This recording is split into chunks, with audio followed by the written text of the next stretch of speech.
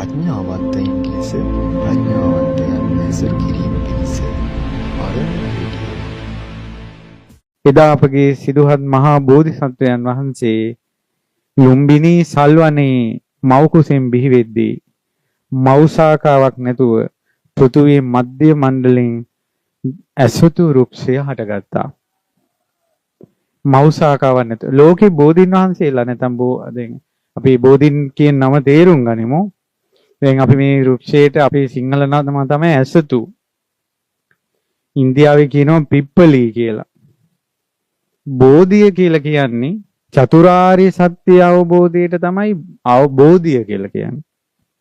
යම් රුකක් මුල චතුරාර්ය සත්‍ය ධර්මය අවබෝධ කළ සේක්ද ඒ බෝධින් ඒ වෘක්ෂයටත් කියනවා මොකද්ද?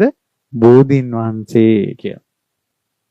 ඒකට අද අපි මේ වචනෙන් හැම ගසක්ම බෝගසක් කියලා කියනවා. නමුත් ඇත්තම දේ තමයි ජයසිරි මහ බෝධින් වහන්සේගේ පරම්පරාවේ ඇසතු වෘක්ෂ තමයි බෝධින් වහන්සේලා. අනිත් බෝගස් වලට කියන්න තියෙන්නේ ඇසතු ගස් කියලා. නමුත් ඒ ව්‍යවහාරේ පාවිච්චි වෙන්නේ නැහැ. ඉතින් අර ඇසතු වෘක්ෂය සිදුහත් මහ බෝධිසත්වයන් වහන්සේ සඳක් වගේ වැඩෙද්දී බෝධින් වහන්සේ වලාකුලක් වගේ වැඩෙනවා දඹදිව මධ්‍ය මණ්ඩලේ. මේ පෘථුවියේ නාභිය අභිනිෂ්ක්‍රමණය කොට මහ බෝධිසත්වයන් වහන්සේ සයවසරක් දුෂ්කර ක්‍රියා කරලා නේරංජරා නදියෙන් එතර වෙලා බෝසෙවණට පැමුණුන මාවත ඒ නටබුන් ඒ විස්තර අදත් දඹදිව තිබෙනවා. එතකොට මේ මහා සිද්ධාර්ථ මහ බෝධිසත්වයන්ට සෙවණ සලසන්නමයි බෝධින් වහන්සේ පැන නැගුණේ. සිදුහත් මහා බෝධිසත්වයන් මව් කුසින් ඉපදෙන වෙලාවේ මේ ලෝකේ වස්තු 7ක් පහළ වෙනවා. එකක් තමයි බෝධින් වහන්සේ. අනිත් වස්තුව තමයි යසෝදරාව. කාන්තක අශ්වයා, චන්න ඇමති, කාලුදා යමාත්‍යා, ආනන්ද තෙරුන් සහ සතර මහා නිදානය. එයින් අද වෙනකොට ඇහෙන් දකින්න තියෙන එකම එක සහජාත වස්තුව තමයි ජයශ්‍රී මහා බෝධීන් වහන්සේ. භාග්‍යතුන් වහන්සේගේ මහරහතන් වහන්සේලාගේ ධාතුන් වහන්සේලා හැරෙනකොට ඒ පරම්පරාවේ ජීවමාන ස්වභාවයෙන් වැඩ සිටින්නේ සහජාත වස්තු වලින් ජයශ්‍රී මහා බෝධීන් වහන්සේ. ඉතින් ඒ ජයශ්‍රී මහා බෝසෙවණේ තමයි බුදුරජාණන් වහන්සේ මාර පරාජය කළේ.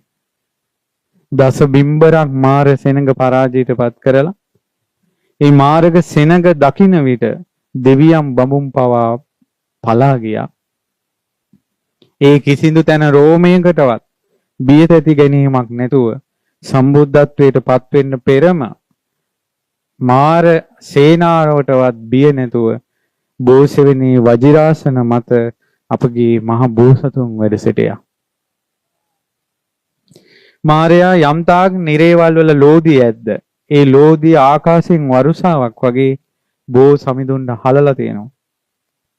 එක බෝ පත්‍රයක්වත් සම්බුදු බවට සෙවණ සැලසීම පිණිස පහළ වූ බෝ සමිඳුන් තම කෘත්‍ය නිමා නොකොට හානියකටපත් වෙන්නේ නැහැ. තම කෘත්‍ය නිමා නොකොට හානියකටපත් වෙන්නේ නැහැ. තවම බුදුරජාණන් වහන්සේ සම්බුදු වී නැහැ. මහා බෝධිසත්වයන් වහන්සේ ඒ ලෝධියටවත් බෝ පතක්වත් පිච්චුන්නේ නැහැ කියනවා. එහෙම අනුභවයක් තිබ්බා කියනවා. මේ නිරේ ගිනි දැල් වලට නිරි සතුම් දැවෙද්දි පිච්චෙද්දි මනුලොව තියෙන මහා ගල් පර්වත උණු වෙන තරම් ගිනි ජාලාවක් කියනවා ලෝධිය. එහෙව් ලෝධියකටවත් බෝධින් වහන්සේගේ පත්‍රයකට හානියක් කරන්න බැරි වුණා. සම්බුදු කෙනෙකුට සෙවණ සලසන කෘත්‍ය පැවරුණේ බෝ සමිඳුන්ට. ඒකයි මේ නිකං බෝගස් වලයි මේ ජයශ්‍රී මහා බෝධීන් වහන්සේගේ පරම්පරාවේ වෙනසක් තියෙනවා. ඒක තේරුම් ගන්න. වෙන තැනක කරන බෝධි පූජාවයි ජයශ්‍රී මහා බෝධීන් වහන්සේ අෂ්ටඵල බෝධි දෙතිස්ඵල බෝධීන් වහන්සේ ළඟ කරන බෝධි පූජාවේ වෙනසක් තියෙනවා. ඒකයි මේ කියන්නේ. ඒ වගේම වෙන තැන්වල කරන නොහොඹිනා වැඩවලයි මේ වාගේ උතුම් පුණ්‍ය භූමියක කරන නොහොඹිනා වැඩවලයි ඒ පාපෙත් වෙනසක් තියෙනවා. ඉතින් අපගේ භාග්‍යවත් බුදුරජාණන් වහන්සේ සව් කෙලෙසුන් නසා සම්බුදු වන මොහොතේ තනි නොතනියට පිටුපස සිටියේ බෝසමෙදෝ. සඳ පවා ගිලී යද්දී ඉරු පවා තවම නැගී නැතිව තිබෙද්දී එවැනි වෙලාවක සම්බුදු වුණ බුදුරජුන්ගේ සම්බුදු බව සිපගත්තේ බෝසමෙදෝ. පුරා සතියක් අමා නිවන් සැප විඳින අපගේ බුදුරජාණන් වහන්සේට කුටිය උනේ සේසත උනේ බෝසමෙදු. සග්මන් කරන බුදුරජුන්ට සග්මන් මළුවේ පවන් සැලුවේ බෝරජුන්. යමක මහා ප්‍රාතිහාර්ය පාන මොහොතේ බෝධීන් වහන්සේගේ සමීපේ ශරීරයෙන් විහිදෙන ගිනි ජාලා ශරීරයෙන් විහිදෙන ජල ධාරා ආශාවෙන් සිපගත්තේ බෝසමෙදෝ. දෙවියන් බඹුන් ස්තුති පූජා කියද්දී මල් වරුසා වස්සවද්දී ඒ සියල්ල දරා සිටි බෝසමෙදෝ. අපගේ ලෝතර තථාගත අරහත් සම්මා සම්බුදුරජාණන් වහන්සේ බෝධි මණ්ඩපයෙන් නැගිට ඊශාන දිශාවේ සිට තමන්ගේ සම්බුද්ධත්වයට සෙවන සැලසූ බෝරජුන් දෙස ඉන්ද්‍රනීල නෙත් කාන්තිය විහිදවමින් පුරා සතියක් අනිමිස ලෝචන කෘතඥතාවයේ දැක්වුවේ මේ උතුම් බෝරජුන්ට. බුදුරජාණන් වහන්සේ පියවි ඇසින් දිව්‍යයන් මරුන් බඹුන් සහිත ලෝකයේ මේ පියවි ඇසින් බෝධින් වහන්සේ දෙස හැර වෙන කිසිම වස්තුවක් දිහා එලෙස බලා ඉඳලා නැහැ. ගෞතම බුදුසසුන පවතින තුරු ලොවට සිත සලසන්ද ඒ උතුම් ආශිර්වාදය ධර්මයේ දේශනා කරන්නටත් කලින් ජයශ්‍රී මහා බෝධීන් වහන්සේ තුල තැන්පත් කළා. කෘතඥතාවයේ කියන පූජාවෙන් නැහැවෙව්වා. සංසාරේ කවදාවත් රවල බලලා නැති, තරහ ඇරම් බලලා නැති, පිනට පහළ වුණ නිල්ුවන් net සංගලෙන් බෝරජුන් නැහැවෙව්වා. දැන් හිතන්නකෝ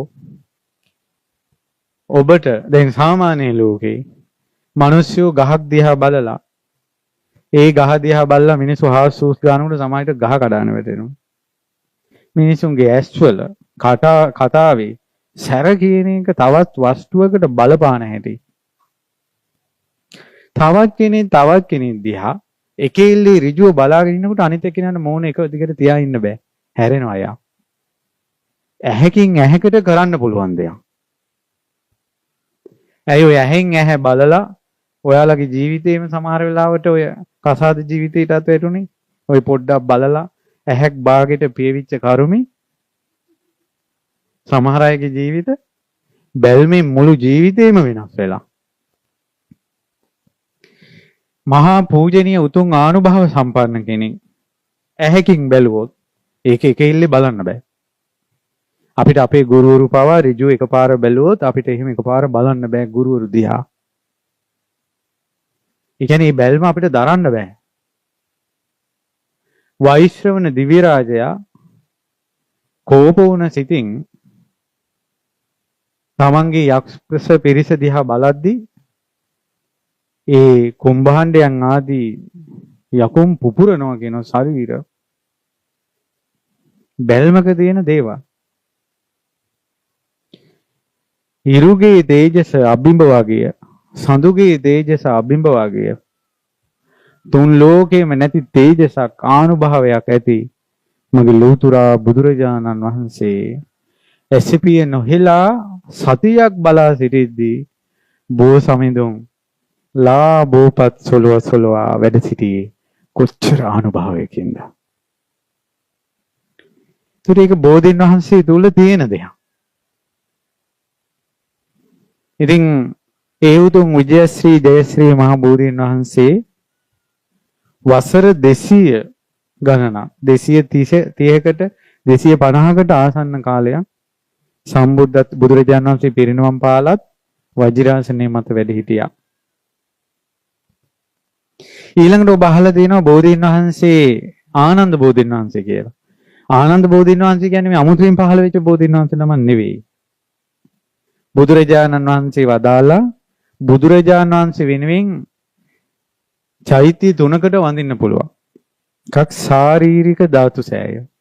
බුදුරජාණන් වහන්සේගේ ශාරීරික කොටස් තැම්පත් කරපු යම්කිසි ස්තූපයකට වඳින්න පුළුවන් බුදුරජාණන් වහන්සේ වෙනුවෙන් සමීචිත්තේ සමීපල. තමන්ගේ හිත සමාන වුණොත් සැබෑ බුදු කෙනෙක් ළඟ වගේ ඒ සමාන විපාකය එතන හට ගන්නවා. ඊළඟට පාරිභෝගික ධාතුන් වහන්සේ බුදුරජාණන් වහන්සේ පරිභෝග කළ දෙයක්. බුදුරජාණන් වහන්සේගේ පාත්‍ර ධාතුව, ජලසාටිකා ධාතුව, චීවර ධාතුව බුදුරජාණන් වහන්සේ පරිභෝග කළ මේ ජයශ්‍රී මහා බෝධීන් වහන්සේ පාරිභෝගික ධාතු. උද්දේශික ධාතු කියලා කියන්නේ සර්වඥ ධාතුන් වහන්සේලාත් නැහැ. බෝධීන් වහන්සේත් නැහැ. වන්දනා කිරීම පිණිස යම්කිසි නිමිත්තක් ගන්නවා. ඒක සිරිපතුලක්. අද කාලේ නම් ප්‍රතිමාවක්. මොනවා හරි දෙයක් නිමිත්තක් ගන්නවා. උද්දේශික ධාතු. එකල වැඳලා තියෙනවා බුදුරජාණන් වහන්සේගේ පාද පීඨිකාවට පවා පරිභෝග ධාතුවක් කියලා.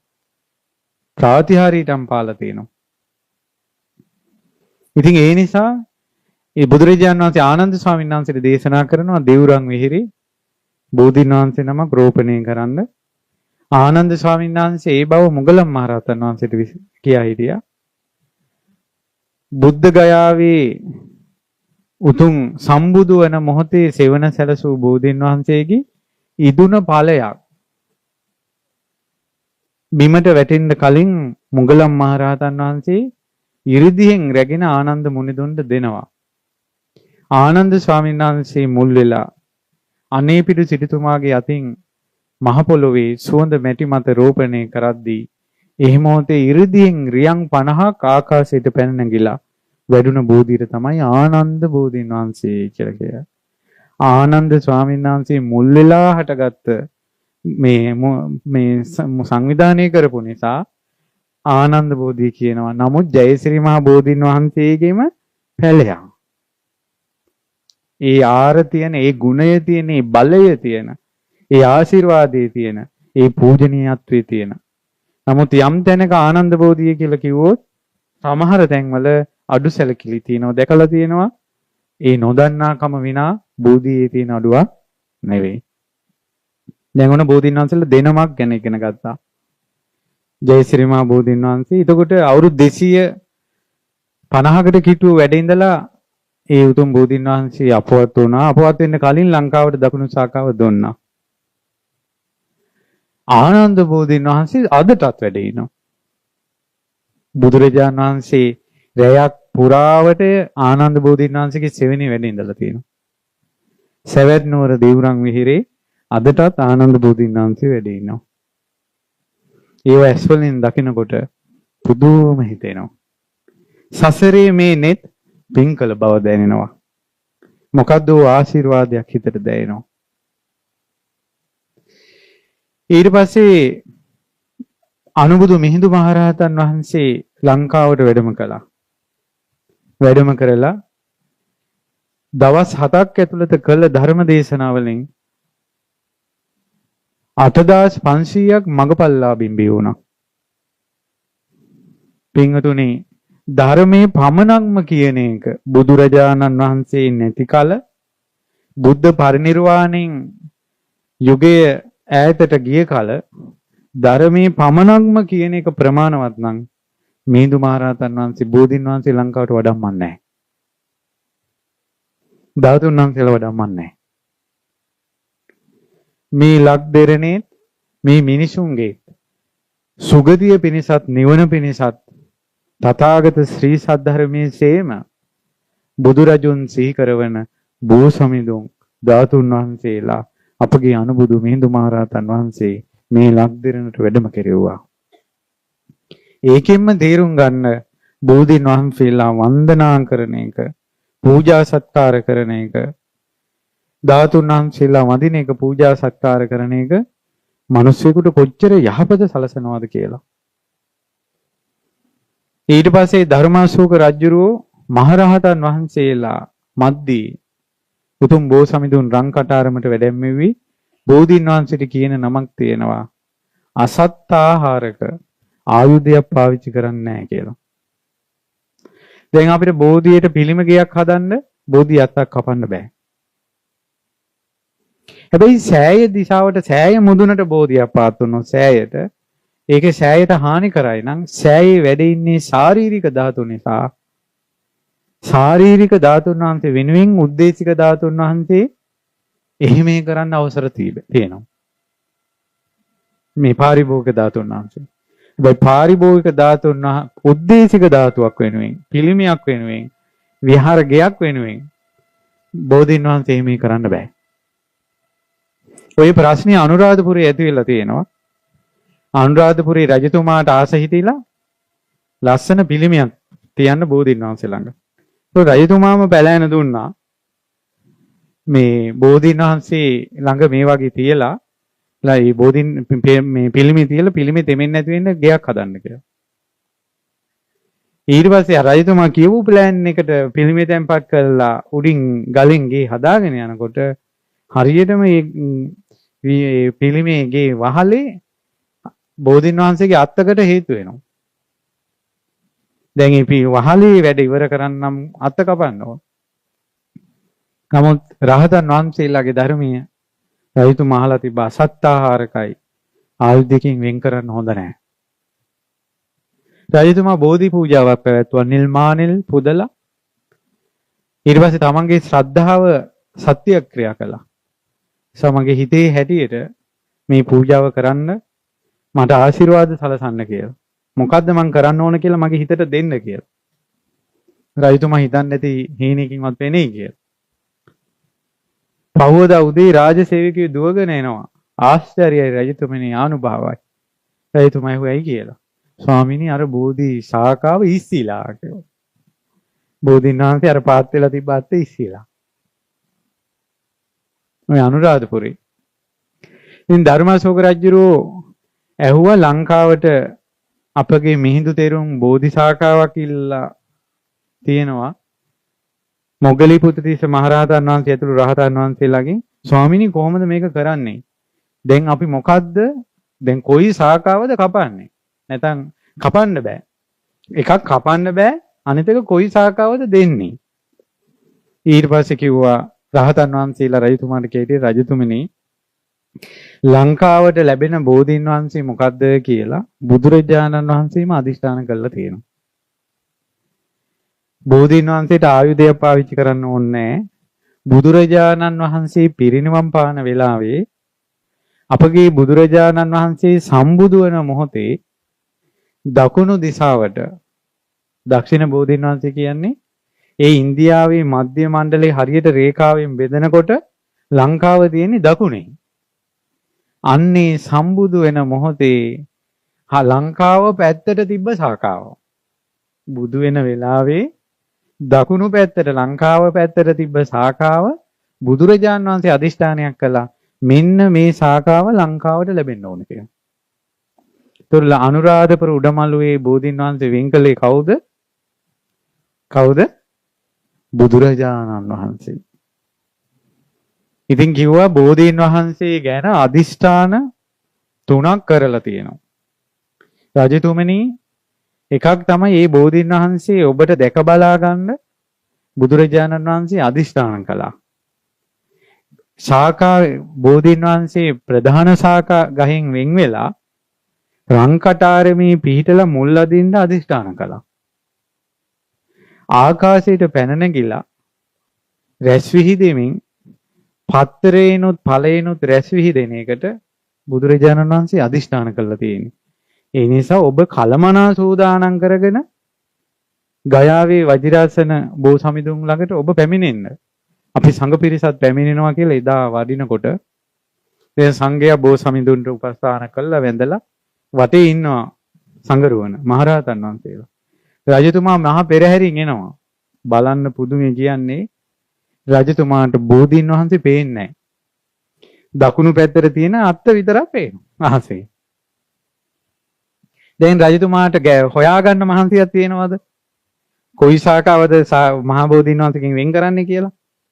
රජතුමාට බෝධීන් වහන්සේ නොපෙනී දක්ෂිණ ශාඛාව විතරක් පේන්න ගත්තා.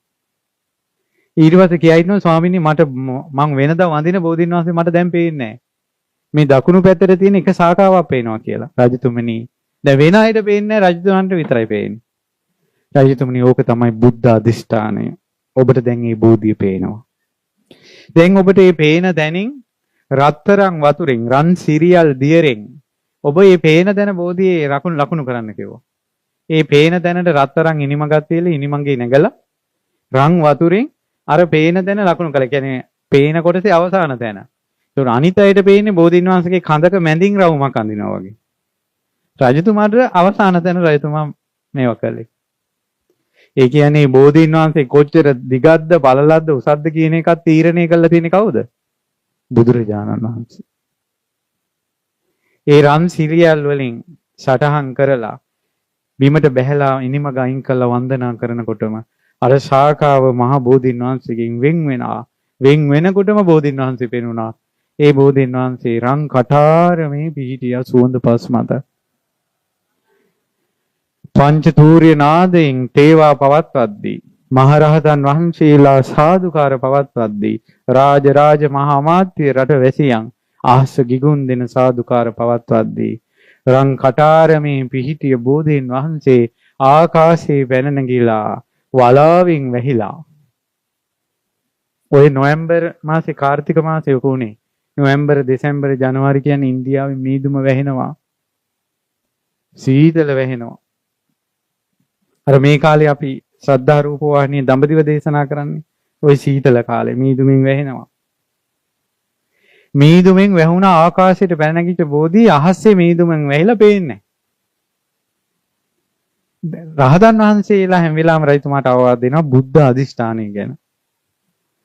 7 වෙනි දවස් 7ක් හෝ 3ක් මට මතක නෑ 3ක් හෝ 7ක් සංගරුවන් එතන වැඩ හිටියා දම්පැන් පූජා කළා.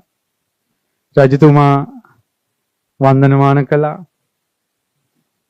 ඒ දිනේ ගෙවුනට පස්සේ වලාකුළු මහත් මෑත් වෙලා නිල්ම නිල් අහසේ අලුතෙන් හටගත් බෝධියක් වගේම තිබ්බ විදිහටම එක කොලයක් පත්තරයක් දණ්ඩක් පත්තරයක අග්ගිස්සක් මැලවෙන්නේ නැතුව නිල්ම නිල් පාටට තන්නි කොළ පාටට පත්තරෙන් නිල් රැස් ඒ බෝධීන් වහන්සේගේ අතු පහක් තිබිලා තියෙනවා. මේ ශාඛාවේ අතු පහ. ඒ අතු පහේ ගෙඩි පහක් තිබිලා තියෙනවා. ඒ බෝ ඵලේනුයි පත්තරේ වෙනුයි රැස් විහිදී තිබිලා තියෙනවා ආකාශේ. රජතුමාගේ මලනුවන් කෙනෙක් මට මතක හැටියට විදුරින්ද කියලා. රජතුමා රජ කුලයේ රාජ කුමාරයෙක් මඟුල් බෙරේ අරගෙන ඉනේ බැඳගෙන මඟුල් බෙර ගහද්දි තමයි ආකාශයෙන් බෝධීන් වහන්සේ බිමට වැඩලා තියෙන්නේ. විදුරින්ද. ඒ උතුම් බෝධීන් වහන්සේ තමයි රන් කටාරමින් වඩම්මලා පෙරහැරින් වඩම්මලා අශෝක මහරජතුමා කරවටක් දියේ ගෙලි ගංගානන් නදියේ නැවට බෝධීන් වහන්සේ වැඩමු නැවට උපහාර පවත්වුවා. තම දියණිය වූ සංඝමිත්තා රහත් තෙරණිය ප්‍රධාන මතක හැටියට 11ක් පමණ මෙහිණින් වහන්සේලා සහිත රාජ පිරිස සහිත තව බෝධීන් වහන්සේට උපස්ථාන කරන්න උතුම් කුල 18කින් පිරිස සහිතව බෝධි නැව ප්‍රධාන අතුරු නැව් සහිතව ලංකාවට සේන්දු වුණා. ඒ 이르දිය තමයි එක දවසින් ලංකාවට එනවා. නැව. එනමුත් නැව මොහොතට සේන්දු පමණින් මොහොතේ රැලි නැතිවිලා යොදුනම් කිලෝමීටර 10ක පමණ විස්කම්බයක රවුමක් මොහොතේ රැළ නැති වෙලා ගියා. ඒ මොහොතේ රැළ නැති වෙලා කණ්ණාඩියක් වන් දිය මතින් පස්පියුම් උඩට මතුවලා තියෙනවා. අදට සාංචියේ කරලා තියෙන කැටයන් වල බෝධීන් වහන්සේ මොහොතේ වඩම්මද්දී මුහුදේ මල් හැදිලා තියෙන කැටයන් අදටත් සාංචිය තියෙනවා ඉන්දියාවේ. ඊට පස්සේ ඒ උතුම් බෝධීන් වහන්සේ වඩම්මද්දී මුහුද මැදදී දියවැසි නාග පිරිස බෝධීන් වහන්සේ නාග ලෝකෙට රැගෙන යන්න වට කළා. ඒ වෙලේ මහ 이르දි ප්‍රාතිහාර්ය පෑ සංඝමිත්තා මහරහත් උත්තමාවියගේ ආනුභාවයේ ඉදිරියේ සිංහයන් දුටු හිවලුන්සේ හැකිලී ගියා නාග පිරිස. එතරම් බියගත්තා, එතරම් තෙතිගත්තා. නමුත් එතුමියගේ කරුණාව ඉදිරියේ නාග පිරිස පින ගැනම කියා කළ යාඥාව ඉදිරියේ උජ්ජායනාවේ ඉදිරියේ සංඝමිත්තා උත්තමාවිය ඒ බෝධීන් වහන්සේ දින 7ක් වන්දනා කරන්න දුන්න නාග ලෝකෙට. මුහුදේ වතුර දෙබෑ වෙලා බෝධීන් වහන්සේ මුහුද ඇතුළට වඩිනවා නාග විමානයේ මැණික් මත. මුළු නාග ලෝකෙටම බෝධීන් වහන්සේ දවස් 7යි තියෙන්නේ. ඒ දවස් 7යි තියෙන බව දන්න නාගයෝ ඒ දවස් 7 කොච්චර පුදන්න ඇතිද? මැණික් කොච්චර හින්ද ඇතිද? කඩුපුල් මල් ආදී මල් වලින් කොච්චර වසන් ඇතිද? නාග 이르දිහෙන් නාග ලෝකේ තරම් පුද පූජා කරන්න විසිතුරු පූජාවල් කරන්න ලෝකයක් නැහැ. අනුරාධපුර උඩමළුවේ අදටත් අපේ නේත්‍රවලට පිනිපිනි වැඩ සිටින උතුම් බෝ සමිඳුන් නාලෝව සතියක් පුදලද බෝධිය. 7 වෙනි දවසේ මුහුද දෙබෑ කරගෙන මතුවුණා. නැවට වැඩියා. එදාම නාගයන් නිසා සතියක් ප්‍රමාද වුණා මිසක් එදාම නැව සීන්දුණා දඹකොළ පටුනට. මෙහි එකපාරම මුහුදේ රැළ නැති වෙලා ගියා. දේවානම්පියතිස්ස රජුරෝ මිහිඳු මහරහතන් වහන්සේගෙන් අහනවා ස්වාමීනි කිම රජතුමනි සතුටු වෙන්න බෝ සමිඳුන් ළඟ ළඟමයි. පස්පියුම් පිපී ගියා. සිදුවෙන අසිරිය දැකලා සිටිවන සිටින්න නොහැකිව දේවානම්පියතිස්ස රජුරෝ මුහුදට බැස්සා. ඒ විදිහටයි කරවටක් මුහුදට ගියේ. එතකොට ඔය මේ බෝධීන් වහන්සේ වඩම්මන නැව සේන්දුණා. මහා හරසරින් බෝ සමිඳුන් වඩම්මගෙන මේ ලක්දෙරණේ බෝධි රං කටාරම සහිත බෝධීන් වහන්සේ අතට අරගෙන ඒ යෝධ පිරිස අඩිය තියෙනකොටම පොකුරු වැසි වසින්ද ගත්තා ලක්දෙරණේ. සීතල සුළඟ හමාගෙන ගියා. දෙවියන් විසින් ආකාශයෙන් මල් ඉහිරෙව්වා. මහත් වූ අසිරිය සිද්ධ වුණා. ඒ උතුම් බෝ සමිඳුන් මහත් පෙරහරින් අනුරාධපුරයට වැඩමෙව්වා. අනුරාධපුරයට වඩම්මලා ඒ වෙනකොට බුදුරජාණන් වහන්සේලා 4 නමක් සමාපත්තියෙන් වැඩ හිටපු මීට කලින් බුදුරජාණන් වහන්සේලා 3 නමකගේ බෝධි රෝපණය කළා තිබ්බ භූමිය තිබ්බේ රජතුමාගේ මිදුලේ කවුරුත් දන්නේ. සුමන සාමණේර මහරහතන් වහන්සේ ඒ භූමිය වටකොට පුන් කලස් තබවා සුදු එලි අතුරලා තමන්ගේ ඉරිදීෙන් දැකලා අර භූමිය සුද්ධ කරලා තිබ්බා. බෝධීන් වහන්සේ අනුරාධපුරයට වඩම්මලා වෙන් කළා තියෙන මණ්ඩපයේට වඩම්මනකොටම බෝධීන් වහන්සේ ඒ යෝධයන්ගේ අතින් ගිලිහිලා ආකාශයට පැන නැංගා. මම මේ අනුරාධපුර බෝධීන් වහන්සේගේ විස්තරය කියන්නේ. ඔයාලා නිකන් ගිහිල්ලා ඔය කතා කර කර වටේ ඔහේ හිතා ඔහේ රවුමක් ගිහිල්ලා එනවට වඩා ඒ උතුම් බෝධීන් වහන්සේ ඒ වාගේ බෝධීන් වහන්සේ නමක් වැඩ ඉන්නේ. ඒක මේ ඒ පිහිට ගන්න අවසාන කෙනෙක් නැති වුණ දවසට බෝධීන් වහන්සේ පිරිනොම් පානවා අපවත් වෙනවා. ආය හට ගන්නෑ. මොකද මේ බුදුරජාණන් වහන්සේ සම්බුදු වෙන මොහොතේ දකුණු පැත්තට තිබ්බ ශාඛාව. බුදු අසිරිය දැක්ක ශාඛාව. මාර පරාජය දැක්ක ශාඛාව. යමක මහ ප්‍රාතිහාර්ය විඳගත් ශාඛාව. ඒ උතුම් බෝරජුන් ආකාශයට ගිහිල්ලා සවස් කාලේ ඉර බැසගෙන යනකොට ආකාශෙන් රං කටාරමත් එක්කම යම් තැනක බුදුරජාණන් වහන්සේලා 4 නමක් වැඩ හිටියද අන්න එතනම බුදු කෙනෙක් වැඩ හිටියා වගේ රං කටාරම තැන්පත් වුණා. තුට අනුරාධපුර බෝධීන් වහන්සේ කවුරුවත් රෝපණය කරපු එකක්ද ඉරිදීෙන්ම තැන්පත් වුණ එකක්. මේ උතුම් බෝධි මණ්ඩපයකින් රත්තරම් පාත්‍රයකින් එළියට රම් පොළඟෙක් බැසගෙන එනවා වගේ අර කටාරමේ කට උඩින් මුල් ඇවිල්ලා එහෙම පොළොව සිප ගත්තා. බලාගෙනම ඉද්දෙන්. එදාම ඒ රන් කටාරම අඩි 5ක් උසට තිබිලා තියෙනවා. ඒ අඩි 5 උසින් රත්තරම් පාත්‍රයකින් රම් පොළඟෙක් බැහැගෙන එනවා වගේ ඒ හැම දිශාවකින්ම මුල් බැස්සා කියනවා. උඩින් ආන්නේ මුල් වටකොට තමයි පස්සේ ගල් බැමි බැඳලා සුවඳ පස් පුරවලා කාලෙන් කාලට උපස්ථාන කරනකොට පොළොවෙන් උඩට දැන් බෝධීන් වහන්සේ ඇවිල්ලා තියෙනවා. පැහැදිලිද? ඒ වෙලාවේ මීදුමක් ඇති වෙලා දවස් 3ක් බෝධීන් වහන්සේ ඔය මේ පේන්නේ නැතුව තිබිලා. දේවානම්පියතිස්ස රජතුමා දවස් 3ම රාජ ආභරණ අයින් කළා සුදුවත් ඇඳගෙන බෝධීන් වහන්සේට උපස්ථාන කළා තිනවා භූමිය පැදකුණු කර කර. වලාකුළු මෑත් වෙලා පොළොවේ මනාව මුල් ඇද ගිය බෝ සමිඳුන් දකිද්දී ප්‍රීති ഘോഷා කළා තියෙනවා. අපගේ අනුබුදු මිහිඳු මහරහතන් වහන්සේ ඇතුළු මහරහතන් වහන්සේලා පිච්ච මල් වරුසා වස්සවලා තියෙනවා. රජතුමා මේ මුළු පෘථුවියම බෝ සමිඳුන් පිදුවා. රාජ ආභරණ වලින් පිදුවා. සුවඳ පැන් ඉස්සා. ආකාශයේ දිව්‍ය ශබ්ද දෙවිවරුන්ගේ ප්‍රීති ഘോഷය සෝනා. මහා සිරියක් වුණා. දුවේ පුතේ උඹලට නම් මේවා සුරංගනා කතා වගේ ඇති. ආන්දරෝ කතන්දරයක් කියනවා වගේ. පින්වන්ත මිනිස්සු ඇස් වලින් දැක්කේවා. පින්වන්ත මිනිස්සු කන් වලින් ඇහුවේවා. පින්වන්ත මිනිසුන්ගේ ජීවිතවල වෙච්ච ඒවා.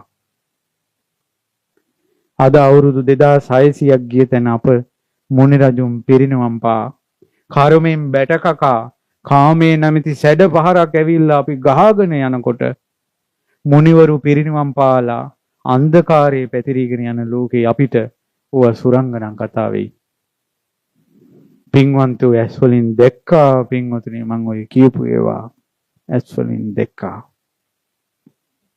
ඊට පස්සේ ඒ උතුම් බෝධීන් වහන්සේට වත්පිළිවෙත් කරමින් නිරන්තරයෙන් වැඩ ඉන්නකොට ඒ බෝධීන් වහන්සේගේ නැගෙනහිර පැත්තට තිබ්බ ශාඛාවේ දැන් ශාඛා පහක්නේ. ඒ ශාඛාවේ බෝඵලයෙන් නැගෙනහිර පැත්තේ බෝඵලයෙන් ඵලය මිහිඳු මහරහතන් වහන්සේ රජතුමා බෝධීන් වහන්සේට උපස්ථාන කරනකොට උපස්ථාන කරනවා කියන්නේ වන්දිනවා පුදනවා. ඒ වෙලාවේ වැටුණා. රන් කටාරමටම වැටුණා. අපගේ අනුබුදු මිහිඳු මහරහතන් වහන්සේ ඒ බෝ බීජය අරගෙන රජතුමාට කිව්වා රජතුමනි සුවඳ පස් මත ඒකට අපි සුවඳ මැටි කියලා කියනවා. මැටි කියන්නේ පස් වලට. සුවඳ පස් මත මේ බෝ ඵලයේ රෝපණය කරන්න. රජවරුනි එසැනින් රන් කටාරම රම් බදුනට සුවඳ පස් පුරුවා අනුබුදු මිහිඳු මහරහතන් වහන්සේ ඉදිරියේ මණ්ඩපයක තැන්පත් කරලා අර බෝ බීජේ මෙහෙම පස් මත තියලා පස් ටිකක් දාලා වැන්දා. වඳිනකොට ඒ බෝ බීජේ තිබ්බ තැනින් අට දිශාවට ඒ බෝ බීජේ පලාගෙන පැල 8ක් උඩට මත වුණා රියන් 4ක් ඔසට. රියන් 4මාරක් ඔසට. මම මේ කියන්නේ මොනවද දරුවනේ? පින්වන්තෝ ඇස් වලින් දැක්ක පින්වන්තයෝ ඉදිරියේ වෙච්ච දේවල් එකල සත්‍ය අද සුරංගනා කතාවක් වෙයි. ඇත්තටම වුණා. ඒ බීජයෙන් පැල කීයක් හටගත්තද? අන්නේ බෝධීන් වහන්සේලාට නමට තමයි කියන්නේ මොකද්ද? අෂ්ටඵල බෝධීන් වහන්සේලා කියලා. ඊට පස්සේ බෝධීන් වහන්සේලා මිහිඳු මහරහතන් වහන්සේගේ මේ ඔක්කොම සෑම දෙයකටම ආශිර්වාද උපදෙස් ලැබෙන්නේ කාගෙන්ද? අපිට මේ උතුම් ධර්මයේ රැගෙන අපගේ අනුබුදු මිහිඳු මහරහතන්.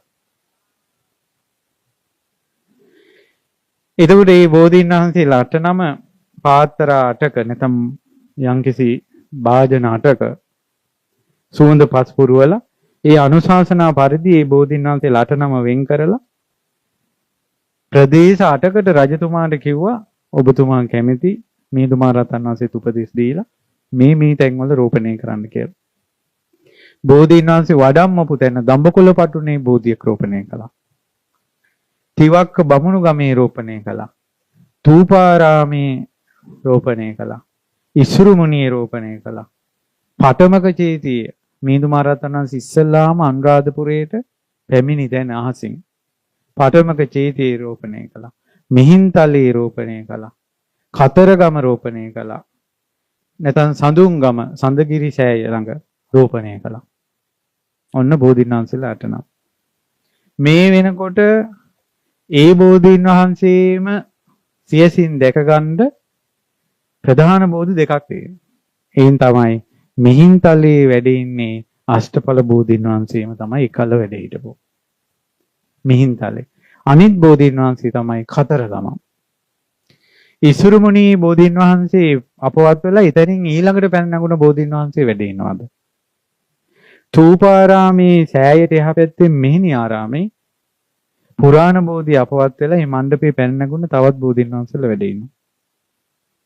ඔන්න වඳින්න යනවනම්. තෙවක්ක ගම කියන එක ගැන ස්ථිර අදහස් නැහැ. මේව ගැන ලොකු විස්තරයක්.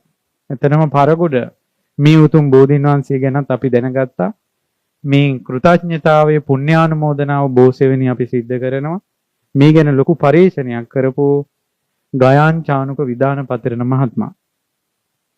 ඉතින් එතුමා ඒ ස්ථාන ටිකට යන විදිහ ඒ ඔක්කොම ජයසිරි මහ බෝවරුණ කියන පොතේ ලියලා තියෙනවා. ඊට පස්සේ දැන් ඔන්න අනුරාධපුර බෝධීන් වහන්සේ එතකොට ඔන්න මේ අෂ්ටඵල බෝධි කියලා කිව්වට ඒ ඔක්කොම ජයසිරි මහ බෝධීන් වහන්සේගේ පරම්පරාවක්. වෙන බෝධිත් එක මිශ්‍ර වෙලා නෑ. සම්බුදු වන මොහොතේ සෙවන සලසූ බෝධීන් වහන්සේගේ ශාඛාවෙන් පැන නැගුණ ඒ ගුණයේ ආනුභාවයේ ඒ තේජසේ ඒ බලය ඒ උතුම් බව ඒ පූජනීය බව තියෙන බෝධීන් වහන්සේගෙම දරුවෝ 8 දෙනෙක්. ඊට පස්සේ තව ශාඛා 4ක තියෙනවනේ බෝඵල. ශාඛා 5යිනේ. අන්නේ 4 බෝඵල එක දවසක් මිහිඳු මහරහතන් වහන්සේ රජතුමා උපස්ථානයට යද්දී ඒ රන් කටාරමට වැටිලා. ඒ ඵල 4 සුවඳ කටාරමක තැම්පත් කරනකොට එක බෝඵලයෙන් පැල 8 ගානේ 4න් කීයක් පැන නැගුණාද? අන්නේ බෝධීන් වහන්සේලාට කියනවා මිහිඳු මහරහතන් වහන්සේ ඉදිරියේ රාජ මහා අමාත්‍යවරු මිනිසුන් සාදුකාර දෙද්දී සුවඳ පස්මත වැඩ හිටපු බෝඵලයෙන් රහතුන් ඉදිරියේ ඉරිදිහෙන් ආකාශයට මෙහෙම බලාගෙන ඉඳින් එසවන බෝ බීජ බෝ පැල 32ක් එයින් එක් බෝධීන් වහන්සේ නමක් තමයි මේ උතුම් පරගොඩ බෝධීන් වහන්සේ. මිහිඳු මහරහතන් වහන්සේගේ සාදුකාර මත පැන නැගුණා. දේවානම් පිතිස් රජුරෝ රජයේ පුදා සාදුකාර දෙන මොහොතේ පැන නැගුණා. අනුරාධපුර ප්‍රාතිහාර්ය පෑ බෝධීන් වහන්සේගේම දරුවෝ සම්බුදු වන මොහොතේ දකුණු පැත්තට තිබ්බ බුද්ධ අධිෂ්ඨානයෙන් වෙන්විච්ච බෝධීන් වහන්සේ. බුද්ධ අධිෂ්ඨානයෙන් මේ බෝධීන් වහන්සේ පැන නැගුණ ඵලය බුද්ධ අධිෂ්ඨානයෙන් රැස් විහිදෙව්වා. ඇයි බෝ පත්‍රේනොත් බෝ ඵලේනොත් රැස් විහිදේවා කියලා බුදුරජාණන් වහන්සේ අධිෂ්ඨාන කළා නේද? ඒ උතුම් බෝධීන් වහන්සේලා 32ම ස්ථාන 32ක තැන්පත් කළා.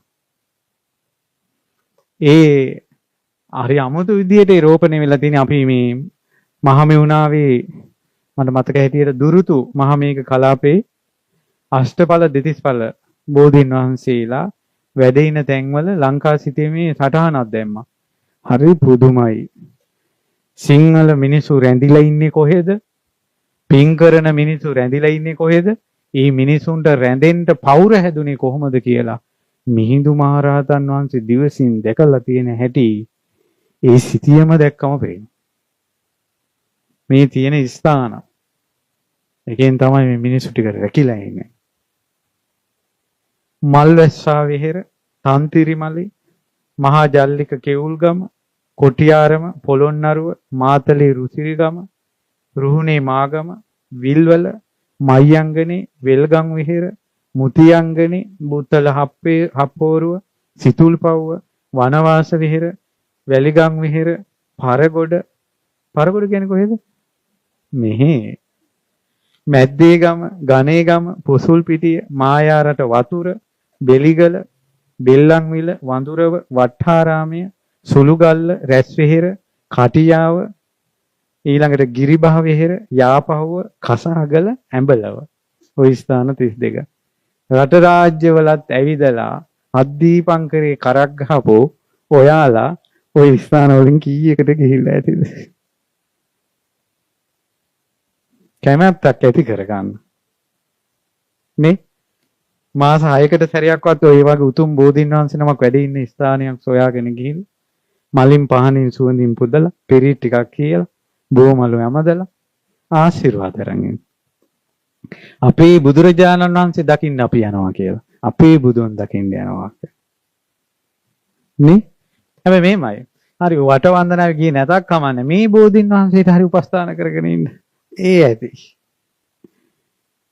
මොකද මේ මෑත භාගයක් මේ දහම් කතාව ඇහිලා මිනිස්සුන්ට මේ ධර්මයෙන් ලැබෙන ආශිර්වාදේ පිහිට නොවෙන්න මේවා කොච්චර වල් බිහි වුණාද?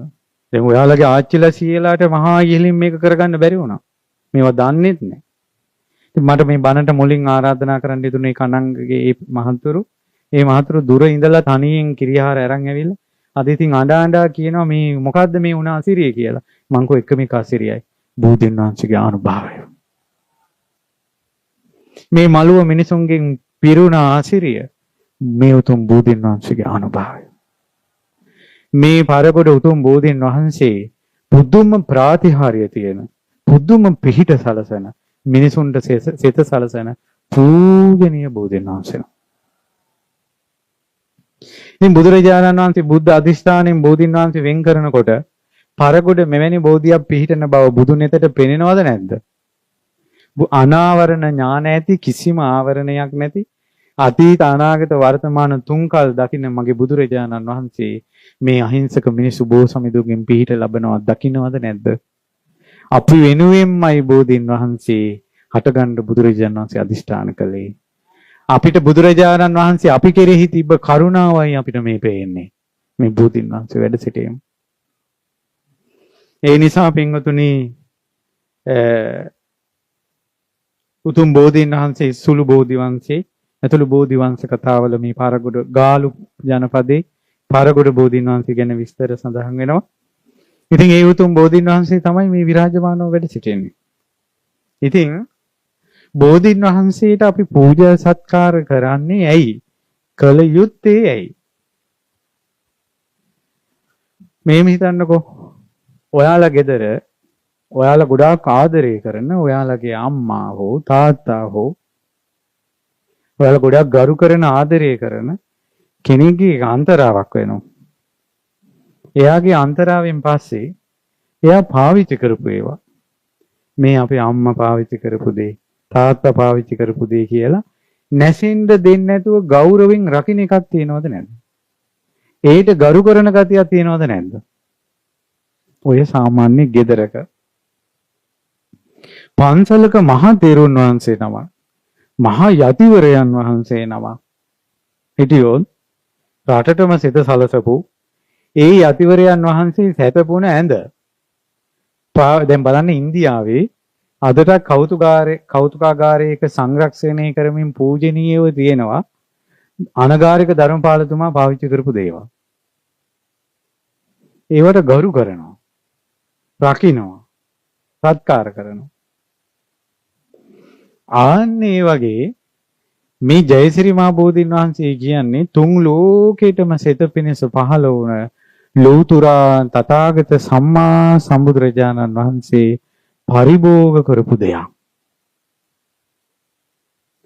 අප මහ බෝධිසත්වයන් වහන්සේ රාම කුමාරයා වෙලා ඉද්දී රාම රජුරු වෙලා ඉද්දී 12 වසක් වනේ තපස් රකිද්දී පියාට පොරොන්දු වෙලා ගියේ මං 12 වසකින් එනවා කියලා. අවුරුදු 9න් තාත්තා මැරුණා. භරත ඇතුළු තමන්ගේ සහෝදරයෝ වනයේට ගිහිල්ලා පියාගෙන් හිස්සුන රාජ්‍ය ලබා ගන්න කියලා ඒකමතිකව අයියාගෙන් ඉල්ලා හිටියා.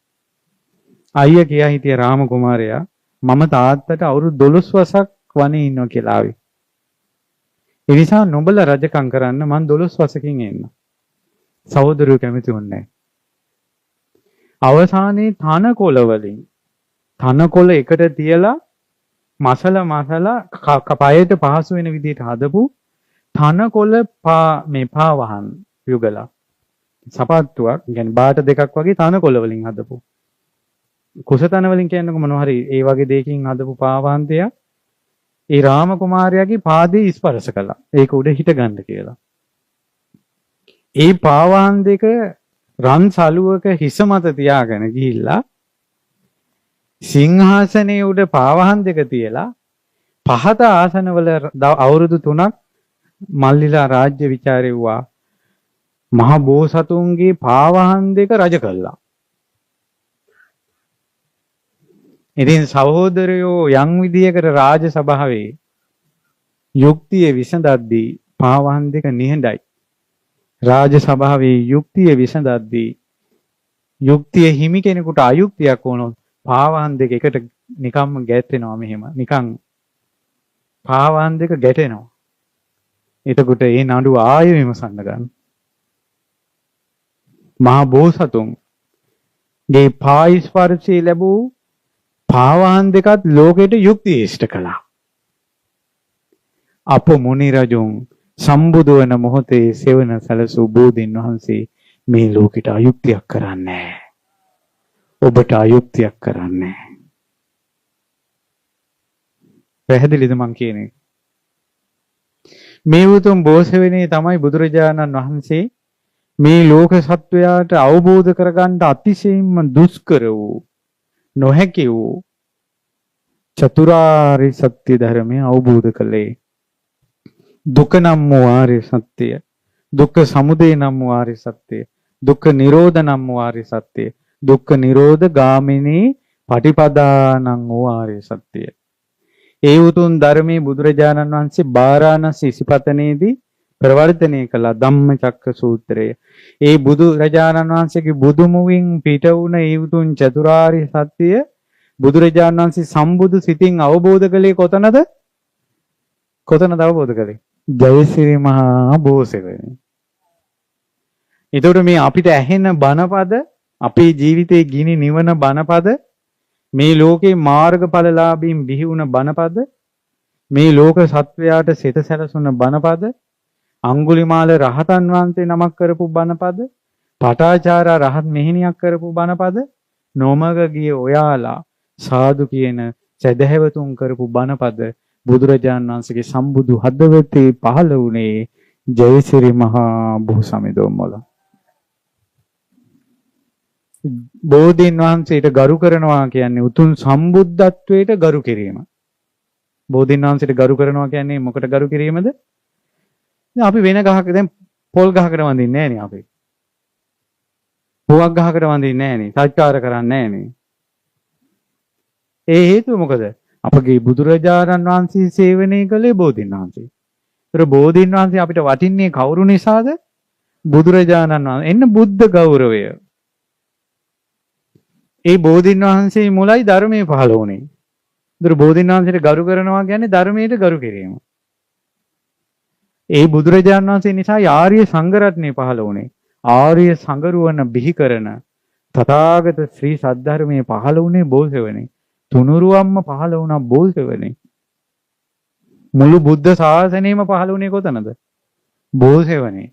ඒ නිසා බෝධීන් වහන්සේට ගරු කරනවා කියන්නේ මුළු බුද්ධ ශාසනයටම ගරු කරනවා කියන්නේ. බුදුරජාණන් වහන්සේට වරදක් වෙලා තියෙනවා නම් සමාව ගන්න ඕන සුදුසුම තැනක් බෝධීන් වහන්සේ. ධර්මයට වරදක් වෙලා තියෙනවා නම් සමාව ගත යුතු සුදුසුම තැන තමයි බෝධීන් වහන්සේ. රහතන් වහන්සේලාට වරදක් වෙලා තියෙනවා නම් සමාව ගත යුතුම තැනක් තමයි මව් උතුම්, පියා උතුම්, වැඩිහිටි අය උතුම් කියලා අහපු ධර්මය අපි වරදවාගෙන ගත්තා නම්, මව්ට පටහැනි වුණා නම්, පියාට පටහැනි වුණා නම්, වර්තමානයේ හෝ අතීතයේ හෝ ඒ වෙච්ච වැරදි වලට සමාව ගන්න සුදුසුම තැන කොතනද? බෝධීන් වහන්සේ.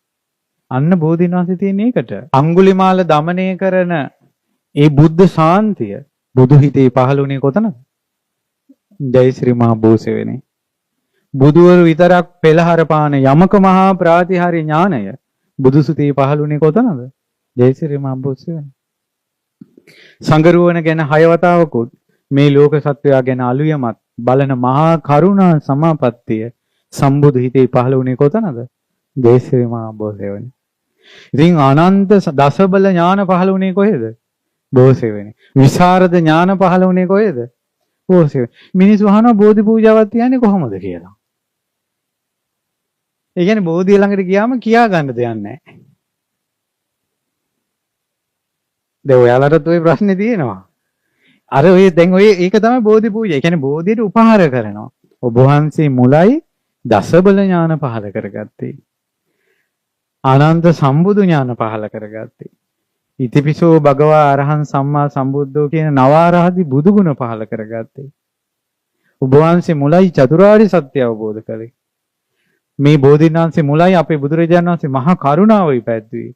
මෛත්‍රිය ඉපැද්දුවේ. මරුම් පැරැද්දුවේ. කියලා බෝධින් වහන්සේට වඳින්නේ කාගේ ගුණ කියාද? බුදුරජාණන් වහන්සේගේ ගුණ කියා. පින්වතුනි බුදුරජාණන් වහන්සේ හැරෙනකොට මේ බුද්ධ ශාසනයේ අග්‍රම ශ්‍රේෂ්ඨතම මහෝත්තමයා කවුද? බුදුරජාණන් වහන්සේ හැරෙනකොට සාරිපුත්ත මහරහතන් වහන්සේ. ඔයාලා හිතන්නේ පරගොඩ පන්සලට සාරිපුත්ත මහරහතන් වහන්සේ වැඩියොත් බෝධින් වහන්සේට වඳිනවද නැද්ද? එහෙනම් මේ ලෝකේ දෙවියන් මරුන් බඹුන් සහිත ලෝකේ පූජනීය සුපූජිත මහෝත්තමයන්ගෙන් පවා වැඳුම් ලබන වෘක්ෂයක් තමයි මොකද්ද? බෝධින් වහන්සේ. රහතුන්ගෙන් පවා වැඳුම් ලබනවා නම් බෝධින් වහන්සේට වඳින්නේ නැති මේ කෙලිස් සහිත මිනිසුන්ගේ අත් මොකට පහළ වුණාද?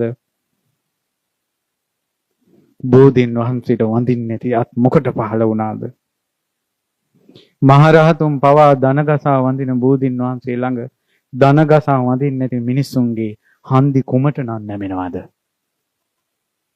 මහරහතුන් පවා ශාන්තියෙන් බලන බෝසමිඳුන් දෙස ශාන්තියෙන් බලා පැදකුණු කරන්නේ නැති මේ නෙත් කුමටද?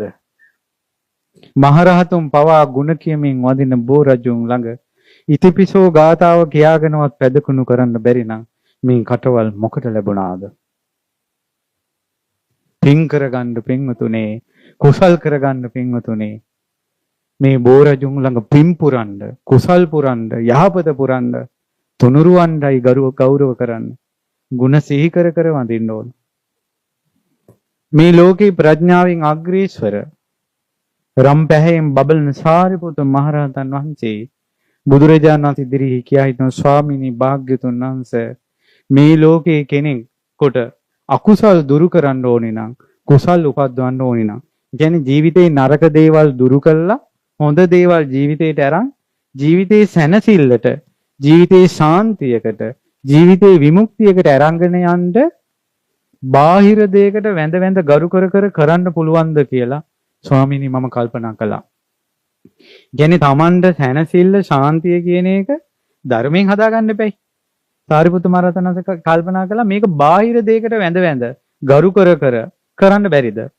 උන්වහන්සේගේ මහා ප්‍රඥාවට, තියුණු ප්‍රඥාවට, ජවන ප්‍රඥාවට, හාසු ප්‍රඥාවට බුදුරජාණන් වහන්සේට හැරෙනකොට තුන් ලෝකේ උතුම්ම ප්‍රඥාව තිබ්බ සාරිපුත්ත මුනිදුන්ගේ මනසට වැටහුණා යම්කිසි කෙනෙක් බුදුරජාණන් වහන්සේට ගරු කරනවා නම්, සත්කාර කරනවා නම්, වඳිනවා නම්, පුදනවා නම් ඒ කෙනාට අකුසල් දුරු කරන්න පුළුවන්, කුසල් උපද්දවන්න පුළුවන්.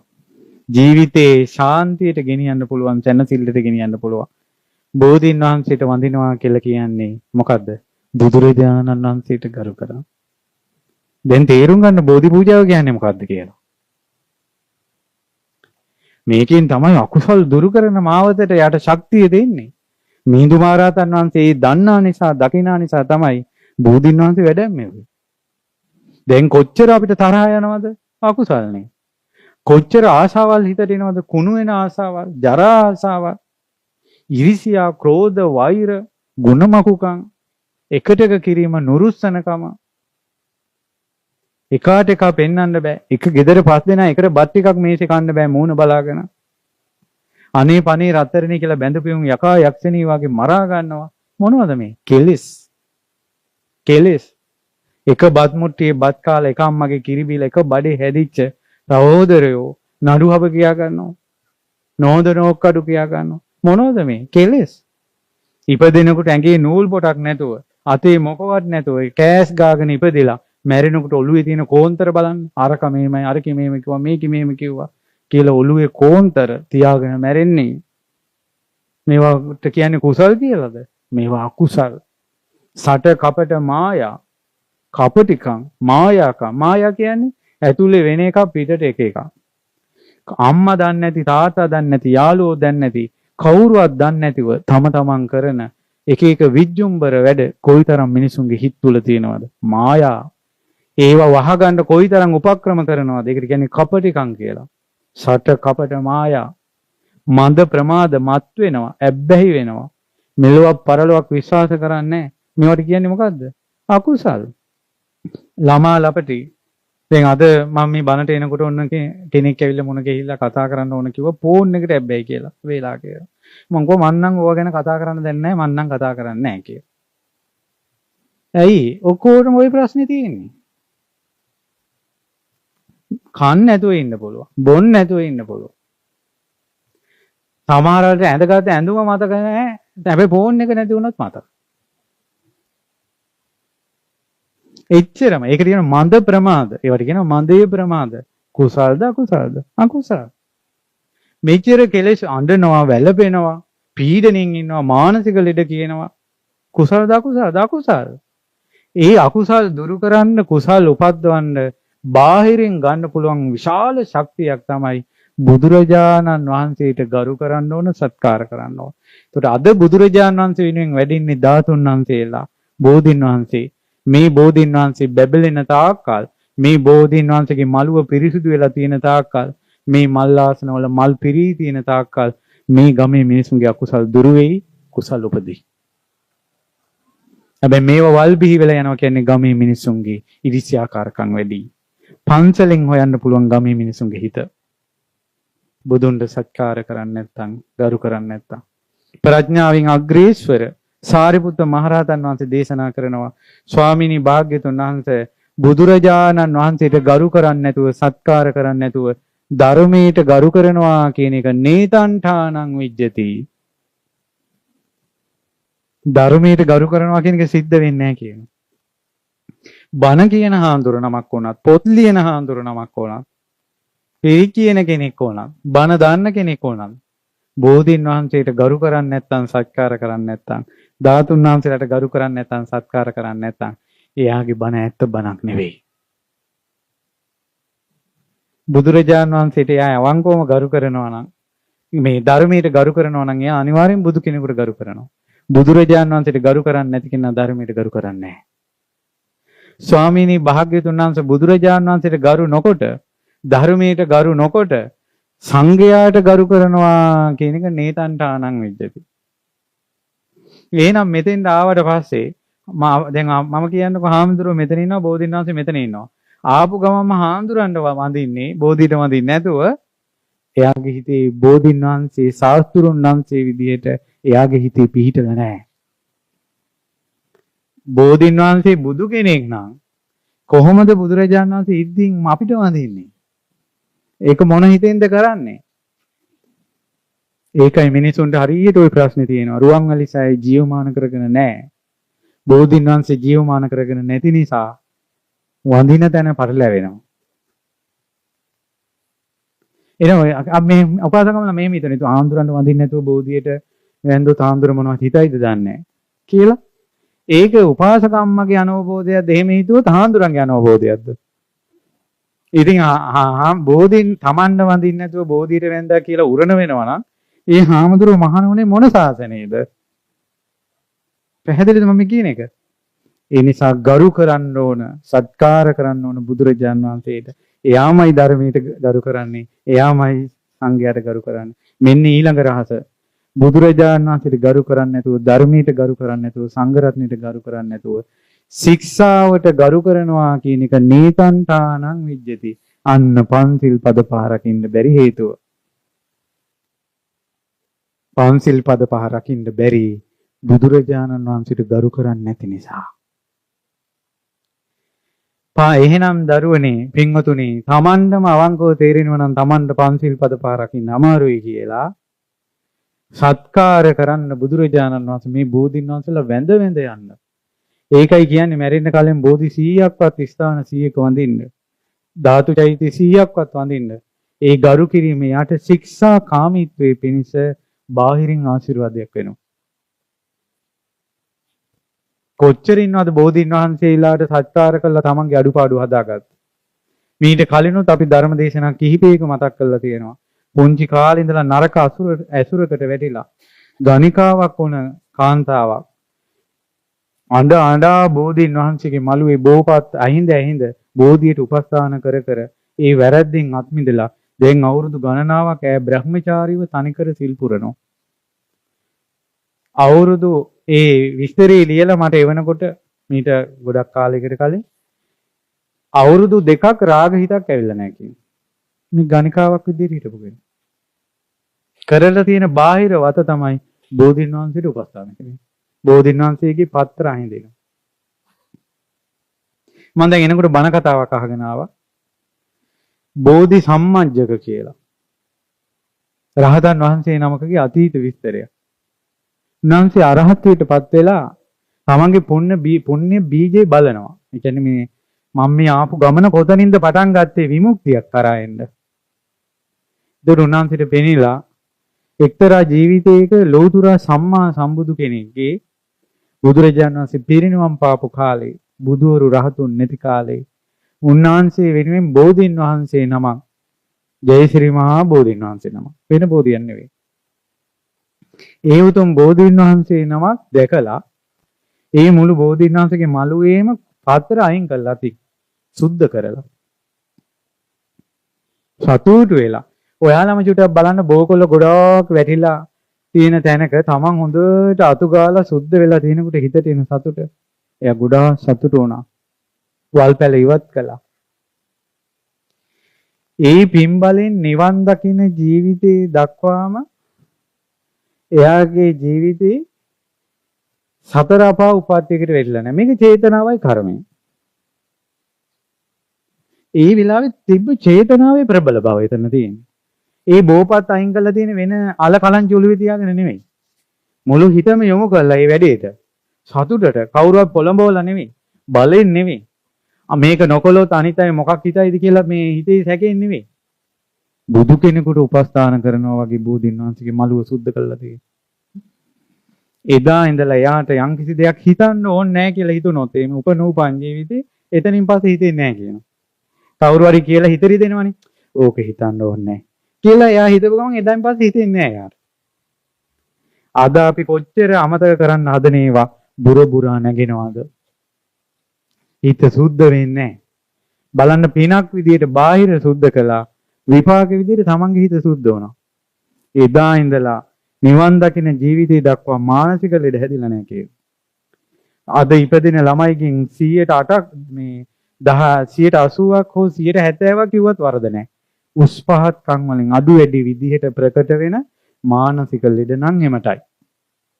අද නම් ඉපදෙන ළමයිගේ එක්කෝ හිතනවා වැඩි, එක්කෝ අමුතු දේවල්, ඔළුව වල අමුතු දේවල් මානසික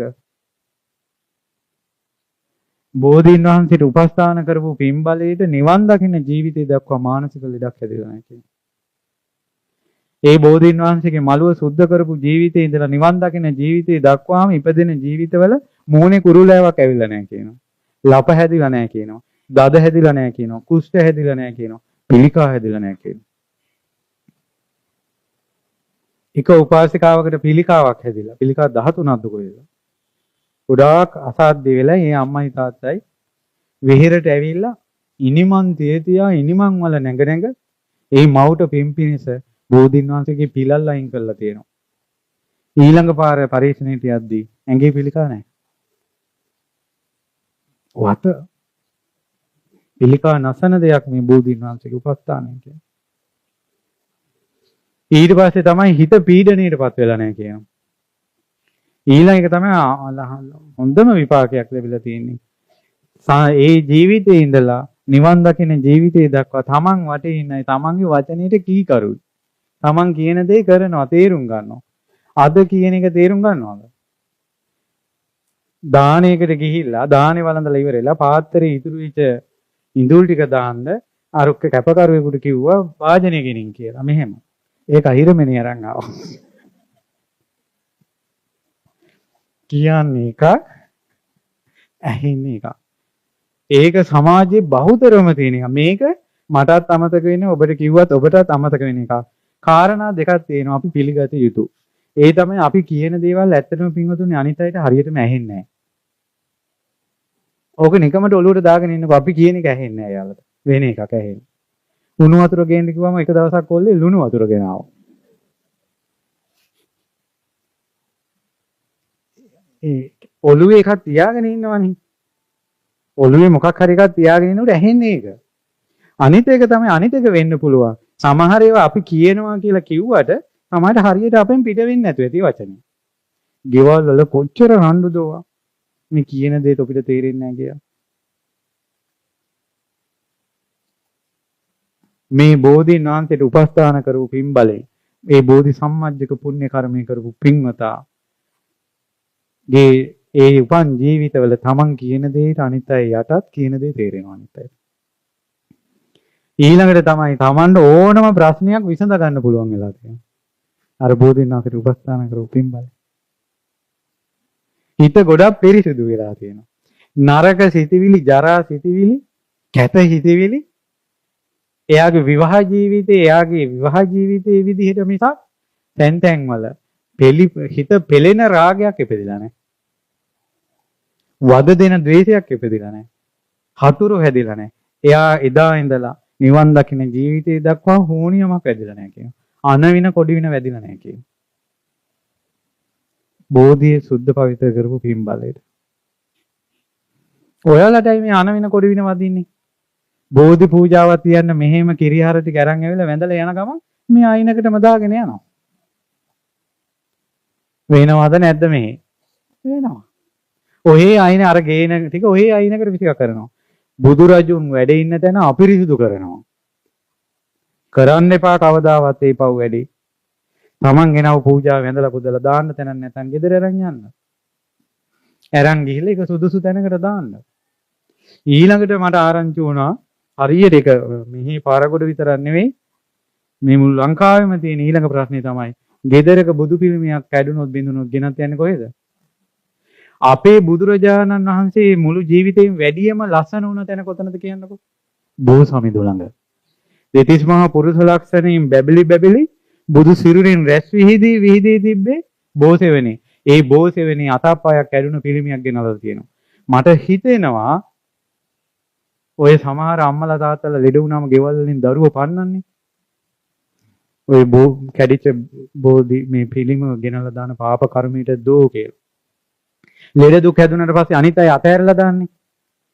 එයාට පිහිටක් ලැබෙන්න ඕන වෙලාවක පිහිටක් ලැබෙන්නේ නැහැ. මේ කරපු අගෞරවයට කැඩිච්ච බිඳිච්ච පිළිම ගෙනල්ලා තියන්න එපා. පව් සිද්ධ වෙනවා. ඒකෝ ඒව එහෙම කැඩෙන බිඳෙන දේවල් ගෙදෙට ගේන්න එපා. මේ සුරතල් බහඬ වගේ බුදු පිළිම ගෙනල්ලා නිකන් කබඩ් වල පුරවගෙන ඉන්න එපා. බුදු පිළිමයක් කියන්නේ වඳින්න දෙයක්. වඳින්න නැත්නම් සැරසිල්ලකට ගෙදර තියාගෙන ඉන්න එපා. ඊට පස්සේ දැන් කියයි හඳුනේ දැන් කොහෙද ගිහින් තියන්නේ කියලා. බෝධියක් ළඟ තියන්න. සෑයක ධාතු තැන්පත් කරනකොට හරි නිදන් කරන්න. ඊළඟට ඉස්සර මිනිසු කළා තියෙනවා බෝධි පිළිමයක් හැදුනොත් එහෙම ඉඩමේ පිරිසිදුම තැන වලක් හදලා සුදු රෙදි වලින් පිළිම ඔතලා මල් ඉහලා ආදාහනය කරනවා. ආදාහනය කරලා ඒ වල වහලා ඒ උඩ පිච්ච පැලයක් හදනවා. සුවඳ මල් පැලයක් හදලා ඒකේ මල් වලින් බුදුන් පුදනවා. හොඳ නැද්ද? ඉස්සර මිනිසු කරපු ඒවා. අද ඉන්නේ උන් දන්නේ මේ බෝධින් වහන්සේලා කැඩුන බුදු පිළිම තියෙන එක පාප කර්මයක්. තමන්ගේ තතපය කැඩුනට පස්සේ විසි කළා දායි. ඒ නිසා බෝමලු සෑමලු අපවිත්‍ර කරන්න එපා. දැන් ඔය ආනිසංස දිහා බලනකොට කොච්චර අපි මානසික ලෙඩ වලින් පෙළෙනවද? රාග ගින්නෙන්, ද්වේෂ ගින්නෙන් පෙළෙනවද? හිතවල කොච්චර කුණුද, කහටද? ඒව තියාගෙන බෝමලුවක්වත් සුද්ධ කරන්නේ නැහැ කියන්නේ අඳුරෙන් එළියට යන්න පින්වතුනි මොනවද අපි කරන්නේ? දුවේ පුතේ උඹලගේ හිත ලස්සන කරගන්න කැමති නා, සුද්ධ කරගන්න කැමති නා.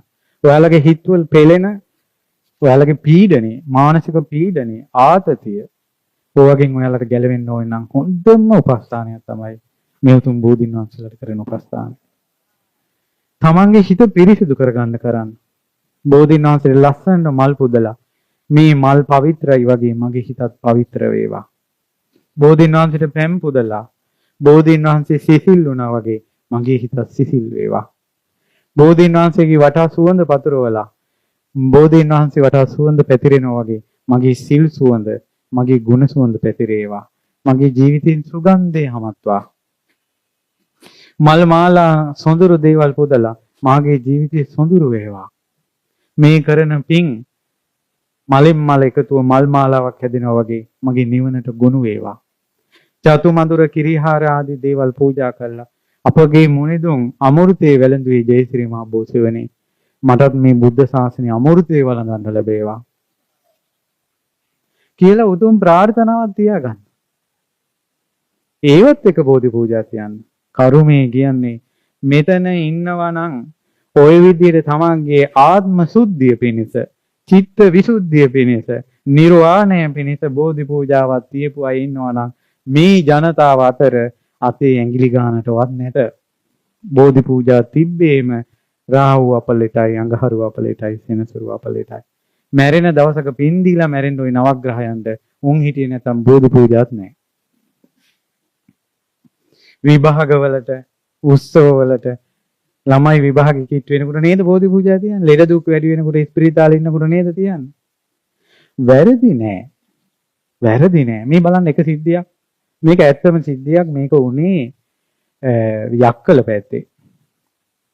එක මිනිහෙක් පොල් කඩමින් ජීවත් වෙන්නේ. මේ මිනිහේ පොල් ගහකින් වැටුණා. වැටිලා මේ ඉස්පිරිතාලේ අරන් ගියා. ඒකට අම්මා ගෙදර හොඳ වයසයි. පන්සල් ළඟම ගෙදර තියෙන්නේ. ආරංචි වුණා ළමයා ගහකින් වැටිලා ගිනිච්ච අය ජීවත් වෙනවද කියලා සුවර නැහැ කියලා. හොඳ දුවගෙන ගිහිල්ලා පන්සලට. අර ඉස්පිරිතාලේ ගියේ නේ. අමුතු මම්මා කෙනෙක්. පන්සලට ගිහිල්ලා බෝධි ළඟ පහන පාත්තු කරලා පිරිත් කිකියා. බෝධින් වහන්සේගේ ගුණ කිකියා. මගේ දරුවා සුවපත් වේවා, සුවපත් වේවා, සුවපත් වේවා කියලා දරුවා වෙනුවෙන් පිරිත් කියනවා හොඳයි. අර ළමයා පස්සේ කාලේ කියනවා එයා ඉස්පිරිතාලේ ගෙනියුන්ට යාර සිහිය නැහැ. එයාගේ එකපාරම එයාගේ මනෝකය වගේ එක කුණු වෙච්ච කටවල් තියෙන ඌර ගොඩක් මැදකින් ගියාලු. වටේම ගන්ධසාරයිලු. සත්තු සිව්පාව පිරිලලු. මහා අසූචි ගොඩක් මැදින් මෙයාගේ මනෝකාය යනකොට එහෙම ගිහිල්ලා ඈත ලොකු ප්‍රපාතයක් ළඟට ගියාලු. ප්‍රපාතයෙන් පල්ලෑ තනි කර ගින්දරලු. ගින්දර ගොඩට වැටෙන්න ඔන්න මෙන්න තියෙද්දි එයාට අම්මා පිරිත් කියනවා ඇහෙනවලු. එතකොට එයාට හඬක් ඇහුණලු. ඕක බෝධියකට බාර කරලා තියෙන්නේ කියලා. එතකොට මෙයාට සිහිය ඇවිල්ලා. අරයා പ്രേත ලෝකෙන් මැරෙන්න ඔන්න මෙන්න, නිරේ වැටෙන්න ඔන්න මෙන්න තිබිලා තියෙන්නේ. එයාට ඒ මාරකේ පැන්නේ ඔහුව මව් විසින් බෝධින් වහන්සේට බාර කිරීම. බෝධින් වහන්සේට බාර කිරීම. ඒ නිසා ලෙඩෙකුට සත්කාර කරන්න පුළුවන් මෙහෙම. ඖෂධ, පහන්, ගිලම්පස, මල් මාලා ආදී දේවල් ගෙනල්ලා මල් ආසන සුද්ධ කරලා අම්මලු අමදලා කලබලෙන්නේ නැතුව දඩිමුඩියේ තමන් කරන්න ඕන මේක. අතුපතු ගාලා බෝධින් වහන්සේ ළඟ මල් පහන් තැන්පත් කරලා ඊට පස්සේ ඉඳගෙන තෙරුවන් වැඳලා ওই විදිහට ಗುಣ කියන්න ඕන. බෝසෙවෙනේ තමයි අපේ බුදුරජාණන් සම්බුදු වුණේ, ධර්මය අවබෝධ කළේ, අරහන් වුණේ, සම්මා සම්බුදු වුණේ. දසබල ඥානෙ පැද්දුවේ, විසරද ඥානෙ පැද්දුවේ. මේ මුළු බුද්ධ ශාසනයම බෝසෙවෙනේ පහළ වුණේ. අපේ බුදුරජාණන් වහන්සේ පුරා සතියක් net කැල්මෙන් බලාගෙන හිටියා. දෙවියන්, බඹුන්, රහතුන් පවා බෝධින් වහන්සේ වඳිනවා. ඉතින් අපේ බුදුරජාණන් වහන්සේට සෙවණ සැලසූ බෝධින් වහන්සේට මේ පූජාවන් බුදු ගුණ සිහි කරලා පූජා කරනවා කියලා පිරිත් කියලා. මෛත්‍රී පතරන බෝධින් වහන්සේගේ ආනුභාවයෙන් ලෙඩා සුවපත් වේවා කියලා. මං තෙරුවන් සරණ ගිය පින්බලෙන් ලෙඩා සුවපත් වේවා කියලා. පන්සිල් ගත්ත පින්බලෙන් ලෙඩා සුවපත් වේවා කියලා. බෝධින් වහන්සේගේ ගුණ කියු බලෙන් ලෙඩා සුවපත් වේවා කියලා. අරහම් බුදු ගුණෙන් ලෙඩා සුවපත් වේවා කියලා. බුදු ගුණ සිහි කර කර ලෙඩාට සෙත් පතනවා. අන්න බෝධි පූජාව. බෝසෙවෙනේ කරනවා. එතකොට ළමෙක් වුණත් විභාගයක් කිට්ටු වුණාට පස්සේ බෝධින් වහන්සේ ළඟට ඇවිල්ලා අතුපතු ගන්න මම දකින්නවා මමත් දවසක් O level ළමයි මේ බෝධි පූජා තියෙන දවසක මම මේ පාරකුඩ පන්සලට මං ආව දවස. එළ මාත් වැඳලා මං ළමයි දිහා බලලා හිටියා මුන් කොහොමද බෝධි පූජා තියන්නේ කියලා. කඩිමුඩි එනවා ඔය පෑන් එකක් වක් කරනවා ඉඳ ගන්නවා. අම්මලා කුටු කුටු ගන්නවා මුන් වටපිට බලලා ඉන්නවා. අම්මා ඇස් දෙක පියාන පිරිච්ච කියන අතරේ මුන් ෆෝන් එක ඔබනවා. අම්මා කියනවා විභාගෙට ඒ නවයක් ඕන කියනවා. අර ගපෝන් එක ඔබනවා. ළමයි කරන්න ඕනේ. ඔය මෙහෙම එකක් තියෙනවා. අම්මා කෙනෙක්ගේ ආශිර්වාදේ තාත්තා කෙනෙක්ගේ ආශිර්වාදේ ළමයට ඍජුවම බලපානවා. ඒ ළමයි ආවත් නැත. ඒ නිසා මම ඒක සමච්චලීට ගන්නෑ. අම්මලාගේ ආශිර්වාදේ වටිනවා. අම්මා කෙනෙක් තාත්තා කෙනෙක් කියන්නේ සුළුපටු කෙනෙක් නෙවෙයි. අම්මගේ කටින් වචනය තාත්තගේ කටින් පිට වුණා කියන්නේ ඒක එයාගේ ජීවිතේ තීරණාත්මක වෙනවා. අම්මලා තාත්තලාට වචන වරද්දාගත්තා කියන්නේ ණයට ගහලා පොල්ල වරද්දාගත්තටත් වැඩිය දෙයක්. ඒ නිසායි සංසාරයෙන් සත්වයා ඊතර කරවන්න වැඩිය ලෞතුරා බුදුරජාණන් වහන්සේ වදාළේ මව්ට සත්කාර කරන්න පියාට සත්කාර කරන්න මාතා පිතු උපට්ඨානං ඊතම් මංගලමුත්තමන් කියලා වදාළේ. මව්පියන් වරද්ද ගන්න හොඳ නැහැ. ඒ මිනිසුන්ට ගින්දර දෙන්න හොඳ නැහැ. මතක තියාගන්න දුවේ පුතේ උඹලා මහ මිනිසුන්ට ගින්දර දුන්නොත් දින දේ උඹලට ලැබෙයි. වැරදි වෙලා තියෙනවා නම් සමාව ගන්න බෝ සමිතුන් ළඟ. බුදුරජාණන් වහන්සේ වනාහි සමාව දෙන මුනිවරුන් අතර මහා මුනිවරයා. පිහිටවන මුනිවරුන් අතර මහා මුනිවරයා. සරණවන මිනිසුන් අතර මහා සරණයාණන් වහන්සේ බුදුරජාණන් වහන්සේ. මෙතනින් පිහිට ගන්න. ඉතින් විභාගේ දවසට ඇවිල්ලා බෝධීන් වහන්සේ ඒ විභාගෙ වෙනුවෙන් උපස්ථාන කරලා බොමලුව සුද්ධ කරන්න. පහන් දැල්වන්න.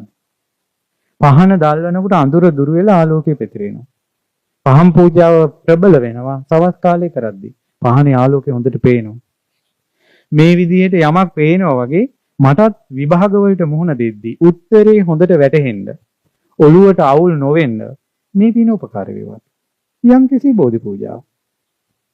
ඒ වගේ හිතා කරන්න ඕන. දරුවන් නැති අය ඉන්නවා. සමහර අය දරුවන් නැතුව බෝධි පූජාව තියන්නේ අම්මලා. නැත්නම් ආන්දරෝ. එහෙම නෙවෙයි. තමන් ගිහිල්ලා බෝධින් වහන්සේගේ මළුව අමදලා, සුද්ධ පවිත්‍ර කළා, මල් පහන් පුදලා, සිල් ගුණ දන් දැකලා, බෝධි මල් මාලාවලින් දෙන්නගේ මතින් මල් මාලාවක් හදලා පුදලා, බෝධි ගුණ කියලා මේ ලෝකෙට ශාන්තිය සැලසුයි බුදුරජාණන් වහන්සේ, සැනසෙල්ල සැලසුයි බුදුරජාණන් වහන්සේ. ලෝකේ කෝටියක් මව්වරුන්ට කෝටියක් පියවරුන්ට සිත සැලසුවේ. කෝටි ගණන් දරුවන්ට කෝටි ගණන් දියණියන්ට පුතණුවන්ට සිත සැලසුවේ බුදුරජාණන් වහන්සේ. දුක්වල හිතවල ගිනි නිව්වේ බුදුරජාණන් වහන්සේ. ඒ නිසා අපේ හිතේ ගින්දරපත් වෙලා මේ දරුවන් නැති නිසා. ඒ නිසා මේ කරපු පින් බලෙන් බෝධින් වහන්සේගේ ආනුභාවයෙන් අපේ ජීවිතේට ආශිර්වාදය සැලසේවා කියලා හිතන එක වරදක් කියලා හිතන්න බෑ. ඒක යාලා කරන බෝධි පූජාව.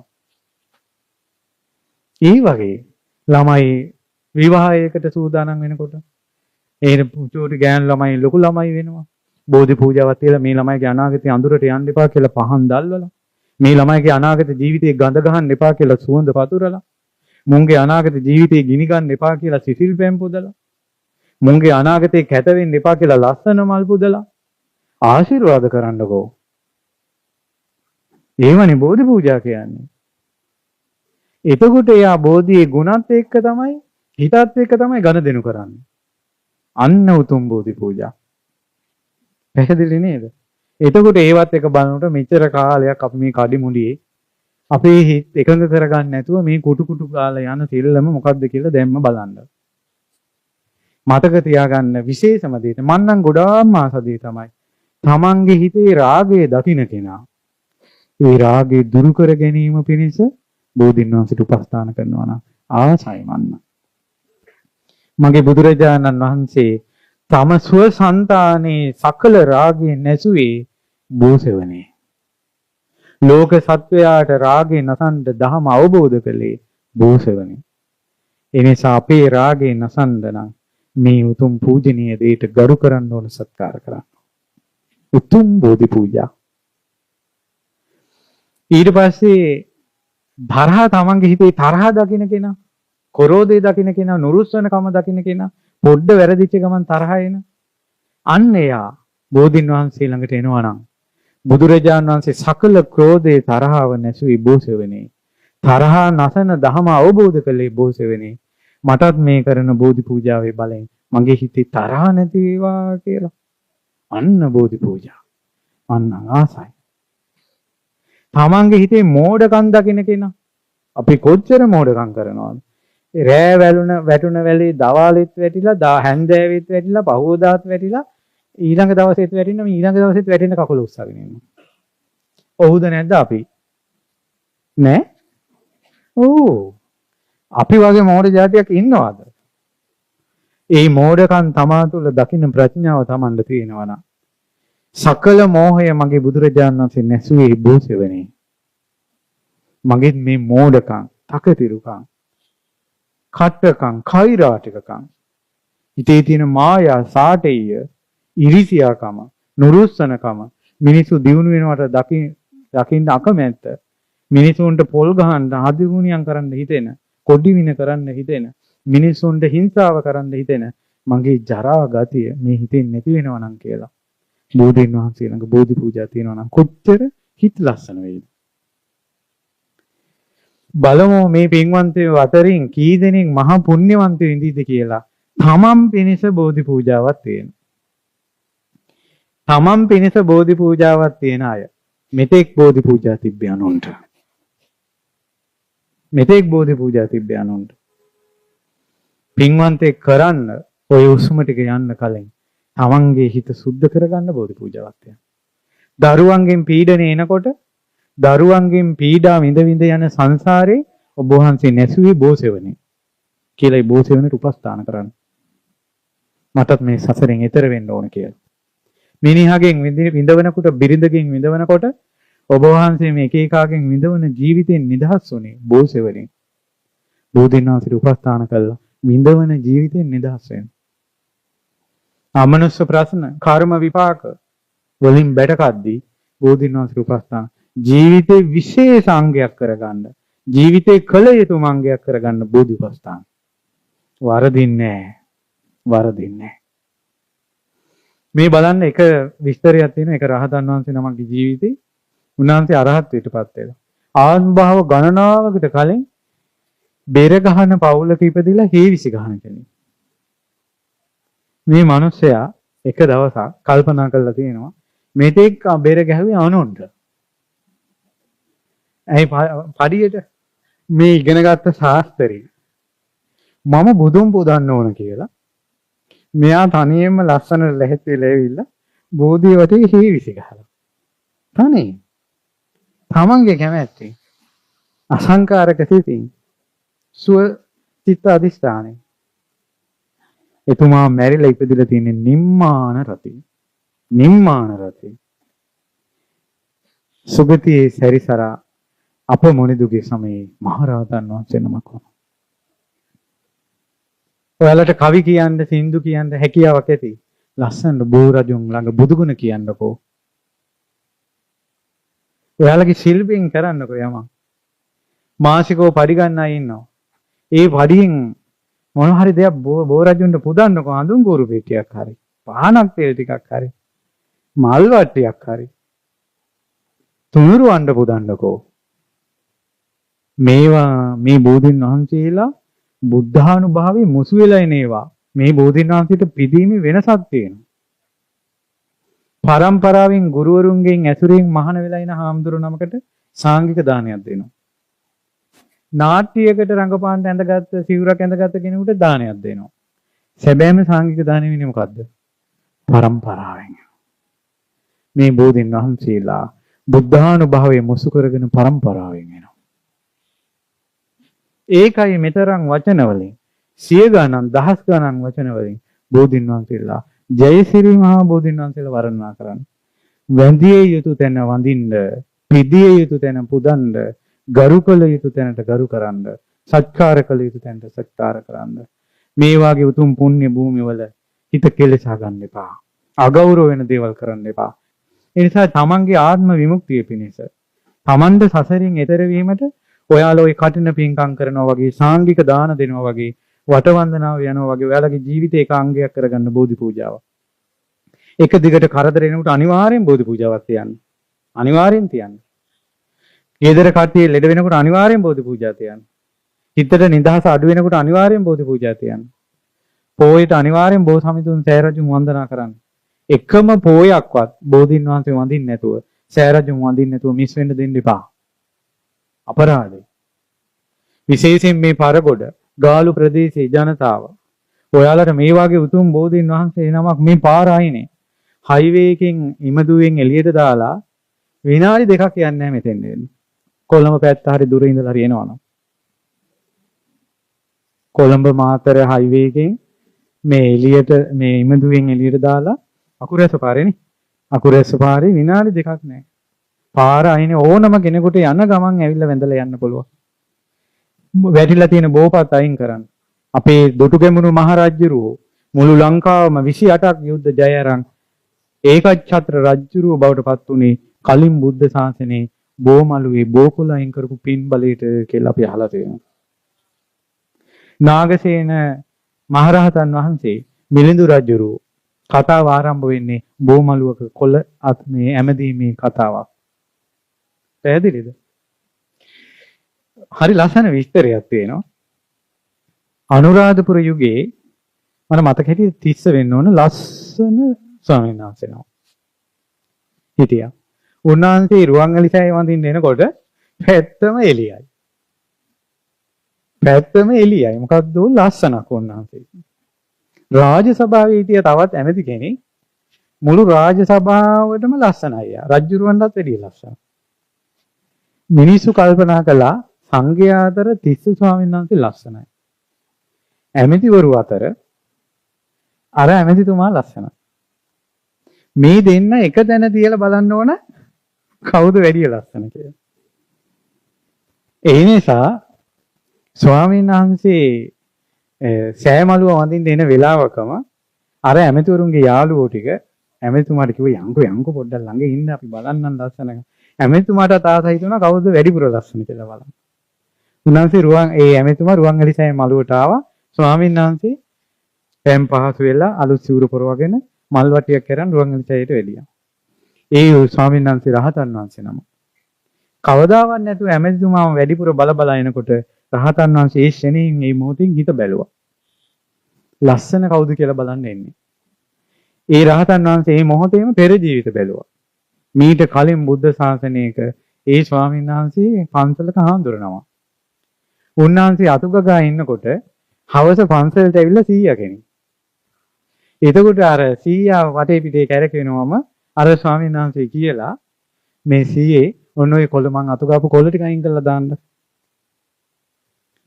අර ස්වාමීන් වහන්සේ අතුගාපු මළුවේ කොළ ටික අයින් කරපු පින්බලෙට තමයි මෙයා මේ ලස්සන වෙලා ඇමති කෙනෙක් වෙලා තියෙන්නේ. අර රහතන් වහන්සේ කියනවා මං අතුගාපු මළුවේ කොළ අයින් කරපු නාකියා දැන් එනවා මගේ ලස්සන බලන්න. කියලා රහතන් වහන්සේ සිනහවුණා. පත්තර අයින් කිරීමේ පින්බලෙ බොමලුවක් අතු ගෑමේ පින්බල. ඕන කොල්ල කෙල ඉන්න ලස්සන අඩුයි කුරුලෑ වැඩි කිකිය අතු ගපල්ලකෝ බොමලු. ලස්සන හොය හොයා ඉන්න කොල්ල කෙල්ල ඇති අදට තමන්ගේ අතින් ඉදලා කරන් බොමලුවක් සුද්ධ කළා නැති. දුවේ පුතේ ලස්සන වීමේ පින උඹලට රැස් වෙන්නේ නැහැ. හැබැයි අනුන්ට ඉරිසියා කරලා පව් නම් රැස් වෙයි. ලස්සනේ උන් දිහා බල ඉරිසියා කරනවා. හොඳට ඉන්නේ උන් දිහා බල ඉරිසියා කරනවා. හේතුඵල ධම කල්පනා කරන්නේ. ඉතින් මම ඔය මේ ළමා ලපටිත් ඉන්න නිසා ඔය බාහිර කරුණුත් එක්ක ඔය මතක් කළේ. මහා සමදේ තමයි චිත්ත විසුද්ධිය පිණිස. රාග දේශ මොහ දුරු කිර ගැනීම පිණිස. බෝධින් වහන්සේගේ ගුණ කියා මේ බොමලු අතුගගා ලස්සන කර මේ පින්කමත් එක කී දෙනෙක්ගේ හිත ලස්සන වුණාද කියලා බලන්න. රන් වැට අලුත් කළා. මල් මාලාවෙන් සැරසුවා. ඇතුළ ලස්සනට හොදලා. මට එනකොට නාමල් වට්ටියක් හම්බ වුණා. මම පොතක දැක්කා මේ පරගොඩ වෙහෙර නාමල් වලින් නිතර පුදනවා කියලා. මොකද්ද දන්නේ නැහැ. වටේ නාගස් වැඩිපුර ඇති. නාමල් පුදන වෙහෙරක් කියලා මම පොතක දැක්කා. ඊට පස්සේ රෝස මල් ඇතුලේ අතුරලා සුවඳ පැන් වඩලා වටේ පහන් දැල්වලා රම් පාත්‍රවල පුදලා හිත නරක වෙලාද ඒ හිත ලස්සන වෙලාද? හිත ලස්සන වෙලා. අද පන්සල ලස්සන වෙලාද කැත වෙලාද? ඒ හිත නරක වෙච්ච නිසාද හිත ලස්සන වෙච්ච නිසාද? මෙතන තරහින් බැන ගන්න හිටියනම් මේ මළුව ලස්සනද? නෑ. ඇත්තටම මේ හැම ලස්සනක්ම ඉස්සෙල්ලාම හැදුනේ කොහෙද? හිතේ. එහෙනම් මේ ලස්සන කියන එක නැත්තේ හිත කැත නිසා. හිත ලස්සන කරගන්න පින්වතුනි. චූටි දූල පුතාලා පුංචි කාලේ ඉඳලා පින් කරන්න. මට මේ බණ කියනකොට මතක් වෙනවා. සමහරවිට මටත් මහාන වින්ද පිනක් ලැබෙන්නේ නැති මෙන්න මෙහෙම. මං ගෙදර ඉන්න කාලේ ආසම දේ තමයි බෝ මළුවේ වල් ගලවන එක. දන්න කාලේ ඉඳලා කවුරුවත් ගලවන්නේ නැහැ බෝධින්වහන්සේගේ මළුවේ වල් ඉවනවා. මං හරි ආසයි අතින් ගලවලා අවසානයේ වල් නැති බෝ මළුව දිහා බලන්න. මං හිතනවා සමහරවිට මට පොඩි කාලේ මහාන වෙන්න පුළුවන් උනේ පින්නට වෙන්න ඇති කියලා. පින් කරන්න. කුසල් කරන්න. හිතවල කෙලෙස් නැති කරගන්න. සියදි විනාශ ගන්න එපා ප්‍රශ්නාව කියලා. බෝධින් වහන්සේ ළඟට එන්න. ඇවිල්ලා දුක කියන්න. අපි තනේ ගෙවල් වල ඉන්න කාලේ අම්මට නොකියපු, තාත්තට නොකියපු, ගුරුවරුන්ට නොකියපු, හිතට පීඩනේ දැනෙන ඒවා. සංසාර පුරුද්දක්ද දන්නේ අපි තනියෙන් බෝධින් වහන්සේ ළඟට ඇවිල්ලා කියලා පිහිටිල්ලලා තියෙනවා. අපේ බුදුරජාණන් වහන්සේ ළඟට එනවා වගේ. ඒ නිසා ඇවිල්ලා මෙතනින් ආඬලා හරි ආය අඬන්නේ නැති ජීවිතයක් පිණිස පින් රැස් කරගන්න. පැහැදිලිනේ? ඒ නිසා මේ බණ ටිකත් අහලා බෝධි පූජාවක් කියන්නේ මොකක්ද කියලා තේරුන්නේ නැත්නම් වැඳිය යුතු තැනට ගරු කළ යුතු තැනට සත්කාර කළ යුතු තැනට සත්කාර ගරුකාර කෙරුන්නේ නැත්නම් ඉතින් ඔයාලගේම වාසනාව. මේ ධර්මයේ රූප වාහිනියෙන් ගුවන් විදුලියෙන් අන්තර්ජාලයෙන් අහන කෙනෙක් ඉන්නවනම් ඔය අෂ්ටඵල දෙතිස්ඵල බෝධින් වහන්සේලා තමන්ගේ විහිරි වැඩ ඉන්නේ අනුරාධපුරයෙන් ඕ ජයශ්‍රී මහ බෝ පරම්පරාවෙන් ලැබිච්ච බෝධින් වහන්සේ නමන්න ඒ බෝධින් වහන්සේලාට උපස්ථාන කරන්න අදිෂ්ඨාන කරගන්න මේ ගමේ පහළ වුණ පින්වන්ත පිරිසක් නිසා මේ අයට ධර්මයෙන් අනුශාසනා කරන්න හොඳ හාමුදුරුවෝ ටිකක් හම්බ වෙච්ච නිසා අද මේ පරගඩ බෝරජුන් වටා මේ මිනිසුන්ගේ සාදුකාරී ගිගුම් දෙනවා. ඔයාලගේ පන්සලෙත් ඔයාලගේ බෝධින් වහන්සේ ළඟත් ඔයාලගේ පූජනීය තැනත් මේ වගේ ගිගුම් දෙන්න සාදු නාදෙන් ඔයාලගේ ගම්වලත් පින්වන්තයෝ පහළ වේවා. හොඳ හිත් තියන අය පහළ වේවා. අප කැප වෙන්න පුළුවන් අය පහළ වේවා. මේ මළුවේ වැලි අතුරලා බෝධින් වහන්සේගේ පිලල් අයින් කළා. මැලෑගොඩ අසුපේ තරුණ ළමයි පිරිස මෙතන නිතර පැමිණෙන පිරිස කොයි තරම්නම් පින් කරගත්තද? කොයි තරම්නම් පින් කරගත්තද? දැන් ඉදිරියට මේ බලන්න මේ ආසන මේ විදිහට වටේ හැදුනට පස්සේ ලස්සන ආසනවල මේවා තැම්පත් කරලා පිළිවෙලා සකසලා කරන්න බෝධි පූජා. ඉතින් බෝධින් වහන්සේගේ ආනුභාවය ගැන ඕනේ ඇහුවා. බෝධි පූජා තියෙන විදිහ ඇහුවා. ඇත්තටම බෝධි පූජාවක් තියන්නේ කොහොමද කියලා ඇහුවා. හැම කෙනාම අනුන් වෙනුවෙන් නොව අද ඉඳලා අධිෂ්ඨානයක් ගන්න තමන් වෙනුවෙන් බෝධි පූජා තියන්න.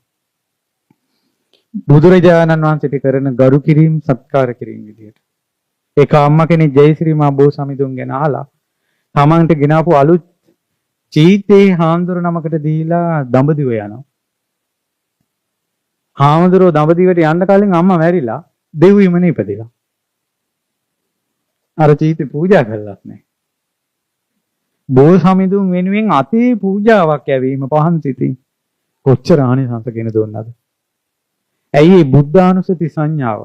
එක රහතන් වහන්සේ නමක් කිය හිටිනවා මම මීට කල්ප 31කට කලින් බෝරජුන් ළඟ ඉඳගෙන බුදු ගුණ සීකලා. කල්ප 31ේම දුගතියකට ගියේ නෑ. මං අද භාවනා කරනකොට ගෞතම බුදුරජුන් ළඟ මගේ හිත සමාධිමත් වෙලා බෝ සමිඳුන් යට සිහි කළ බුදු ගුණ මතක් වෙලා මං අද මේ ගෞතම බුද්ධ ශාසනය නැගී හිටියේ රහතන් වහන්සේ නමක් විදිහට කියලා. මේ බෝ සේවනවල වල රාගෙ හිතන්න එපා. ක්‍රෝධෙ හිතන්න එපා. වෛරෙ හිතන්න එපා. මේ වගේ නිදහස් වෙන්න හිතන්න.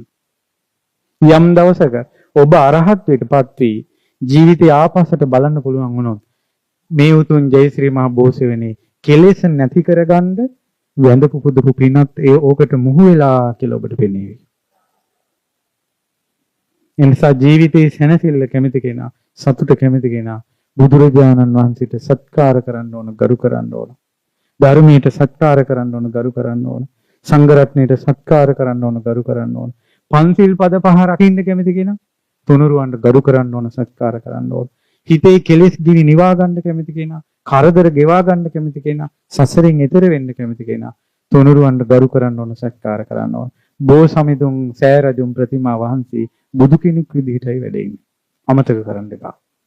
ඒ නිසා පරගොඩ දෙතිස්ඵල බෝධීන් වහන්සේ මේ උතුම් විජයශ්‍රී ජයශ්‍රී මහා බෝසමිඳුගේ අනුවන්සින් ඔබටත් මටත් සසරගිනි නිවා ගන්න අද මේ කළ බෝධි උපහාර පින හේතු වාසනාම වේවා. සාදු සාදු සාදු. ඉතින් පින්වතුනි අද අපිට විශාල ආශිර්වාදයක් තුනුරුවන් නිසා බෝසමිඳුන්ගේ ආනුභාවය නිසා ලැබුණා. ඒ තමයි රටේ නානා දිසාවල් වලට නොඑක ආකාරයෙන් වර්ෂාව ඇදහැලෙනවා. අද මේ බෝසෙවනේ අපිට මේ විදිහට ඉඳගෙන බණ ටිකක් හරි අහන්න ලැබුණේ වර්ෂාවෙන් කරදරයක් වෙච්ච නැති නිසා. ඉතින් අපේ දේවාලේ කපු මහත්තයා කිව්වා පඬුරුකුත් වෙන් කළා කියලා. මේ එතුමාත් හරි ආසාවෙන් හිටියේ මේ වැඩසටහන කෙරෙනවාට. ඉතින් වැස්සවලාහක දෙවියෝ මේ පින් අනුමෝදන් වේවා. ඉතින් මේ උතුම් බෝ රජුන් වටා මේ වාගේ පිරිසක් ඉඳගෙන වන්දනා කරන පළවෙනි වතාව වෙන්නේ නැති මේ කාලේ මේ දශක සතක කීපේ. ඉතින් අද ඓතිහාසික දවසක්. සියලු දෙවිවරු මේ මහා පින අනුමෝදන් වේවා. සග්දවිඳු මේ පින අනුමෝදන් වේවා. විස්කන් දෙවියෝ පින් අනුමෝදන් වේවා. දතරාෂ්ට විරූඪ විරූපාක්ෂ වෛශ්‍රවණ කියන සතරවරන් දෙවියෝ මේ පින් අනුමෝදන් වේවා. ආලෝක සෙම්පතිතුමා ඒ වගේ මහා කාශ්‍යප දලදා වහන්සේ රකින්න සීවක සෙම්පතිතුමා ඇතුළු සෙම්පති දෙවියෝ පින් අනුමෝදන් වේවා. කළු දේවතා බණ්ඩාර දෙවියන් ඇතුළු බෝධීන් වහන්සේලා රකින්න දේවතාවෝ පින් අනුමෝදන් වේවා. මේ පුණ්‍ය භූමියේ උතුම් බෝධීන් වහන්සේ රකින්න දේවතාවෝ පින් අනුමෝදන් වේවා. විෂ්ණු දෙවියන්, කතරගම දෙවියන්, සමන් දෙවියන්, විභීෂණ දෙවියන්, දැඩිමුණ්ඩ අයියනායක ගම්බාර දෙවියෝ, දෙවිවුල් දෙවියෝ, පත්තිනි දෙවියෝ, නොඑක් දෙවි දේවතාවෝ මේ බෝධි උපහාර මේ පින අනුමෝදන් වේවා. දියගොඩ වැසි සියලු නාග පිරිස මේ පින් අනුමෝදන් වේවා. තලාට භූමාට ගස්ගල් වන පර්වත වාසී දේවතාවෝ, ඉෂ්ට දේවතාවෝ මේ පින්කමට උපකාර කළ දේවතාවෝ සොම්නස් සිතින් මහා පින අනුමෝදන්ව සැපයටපත් වේවා.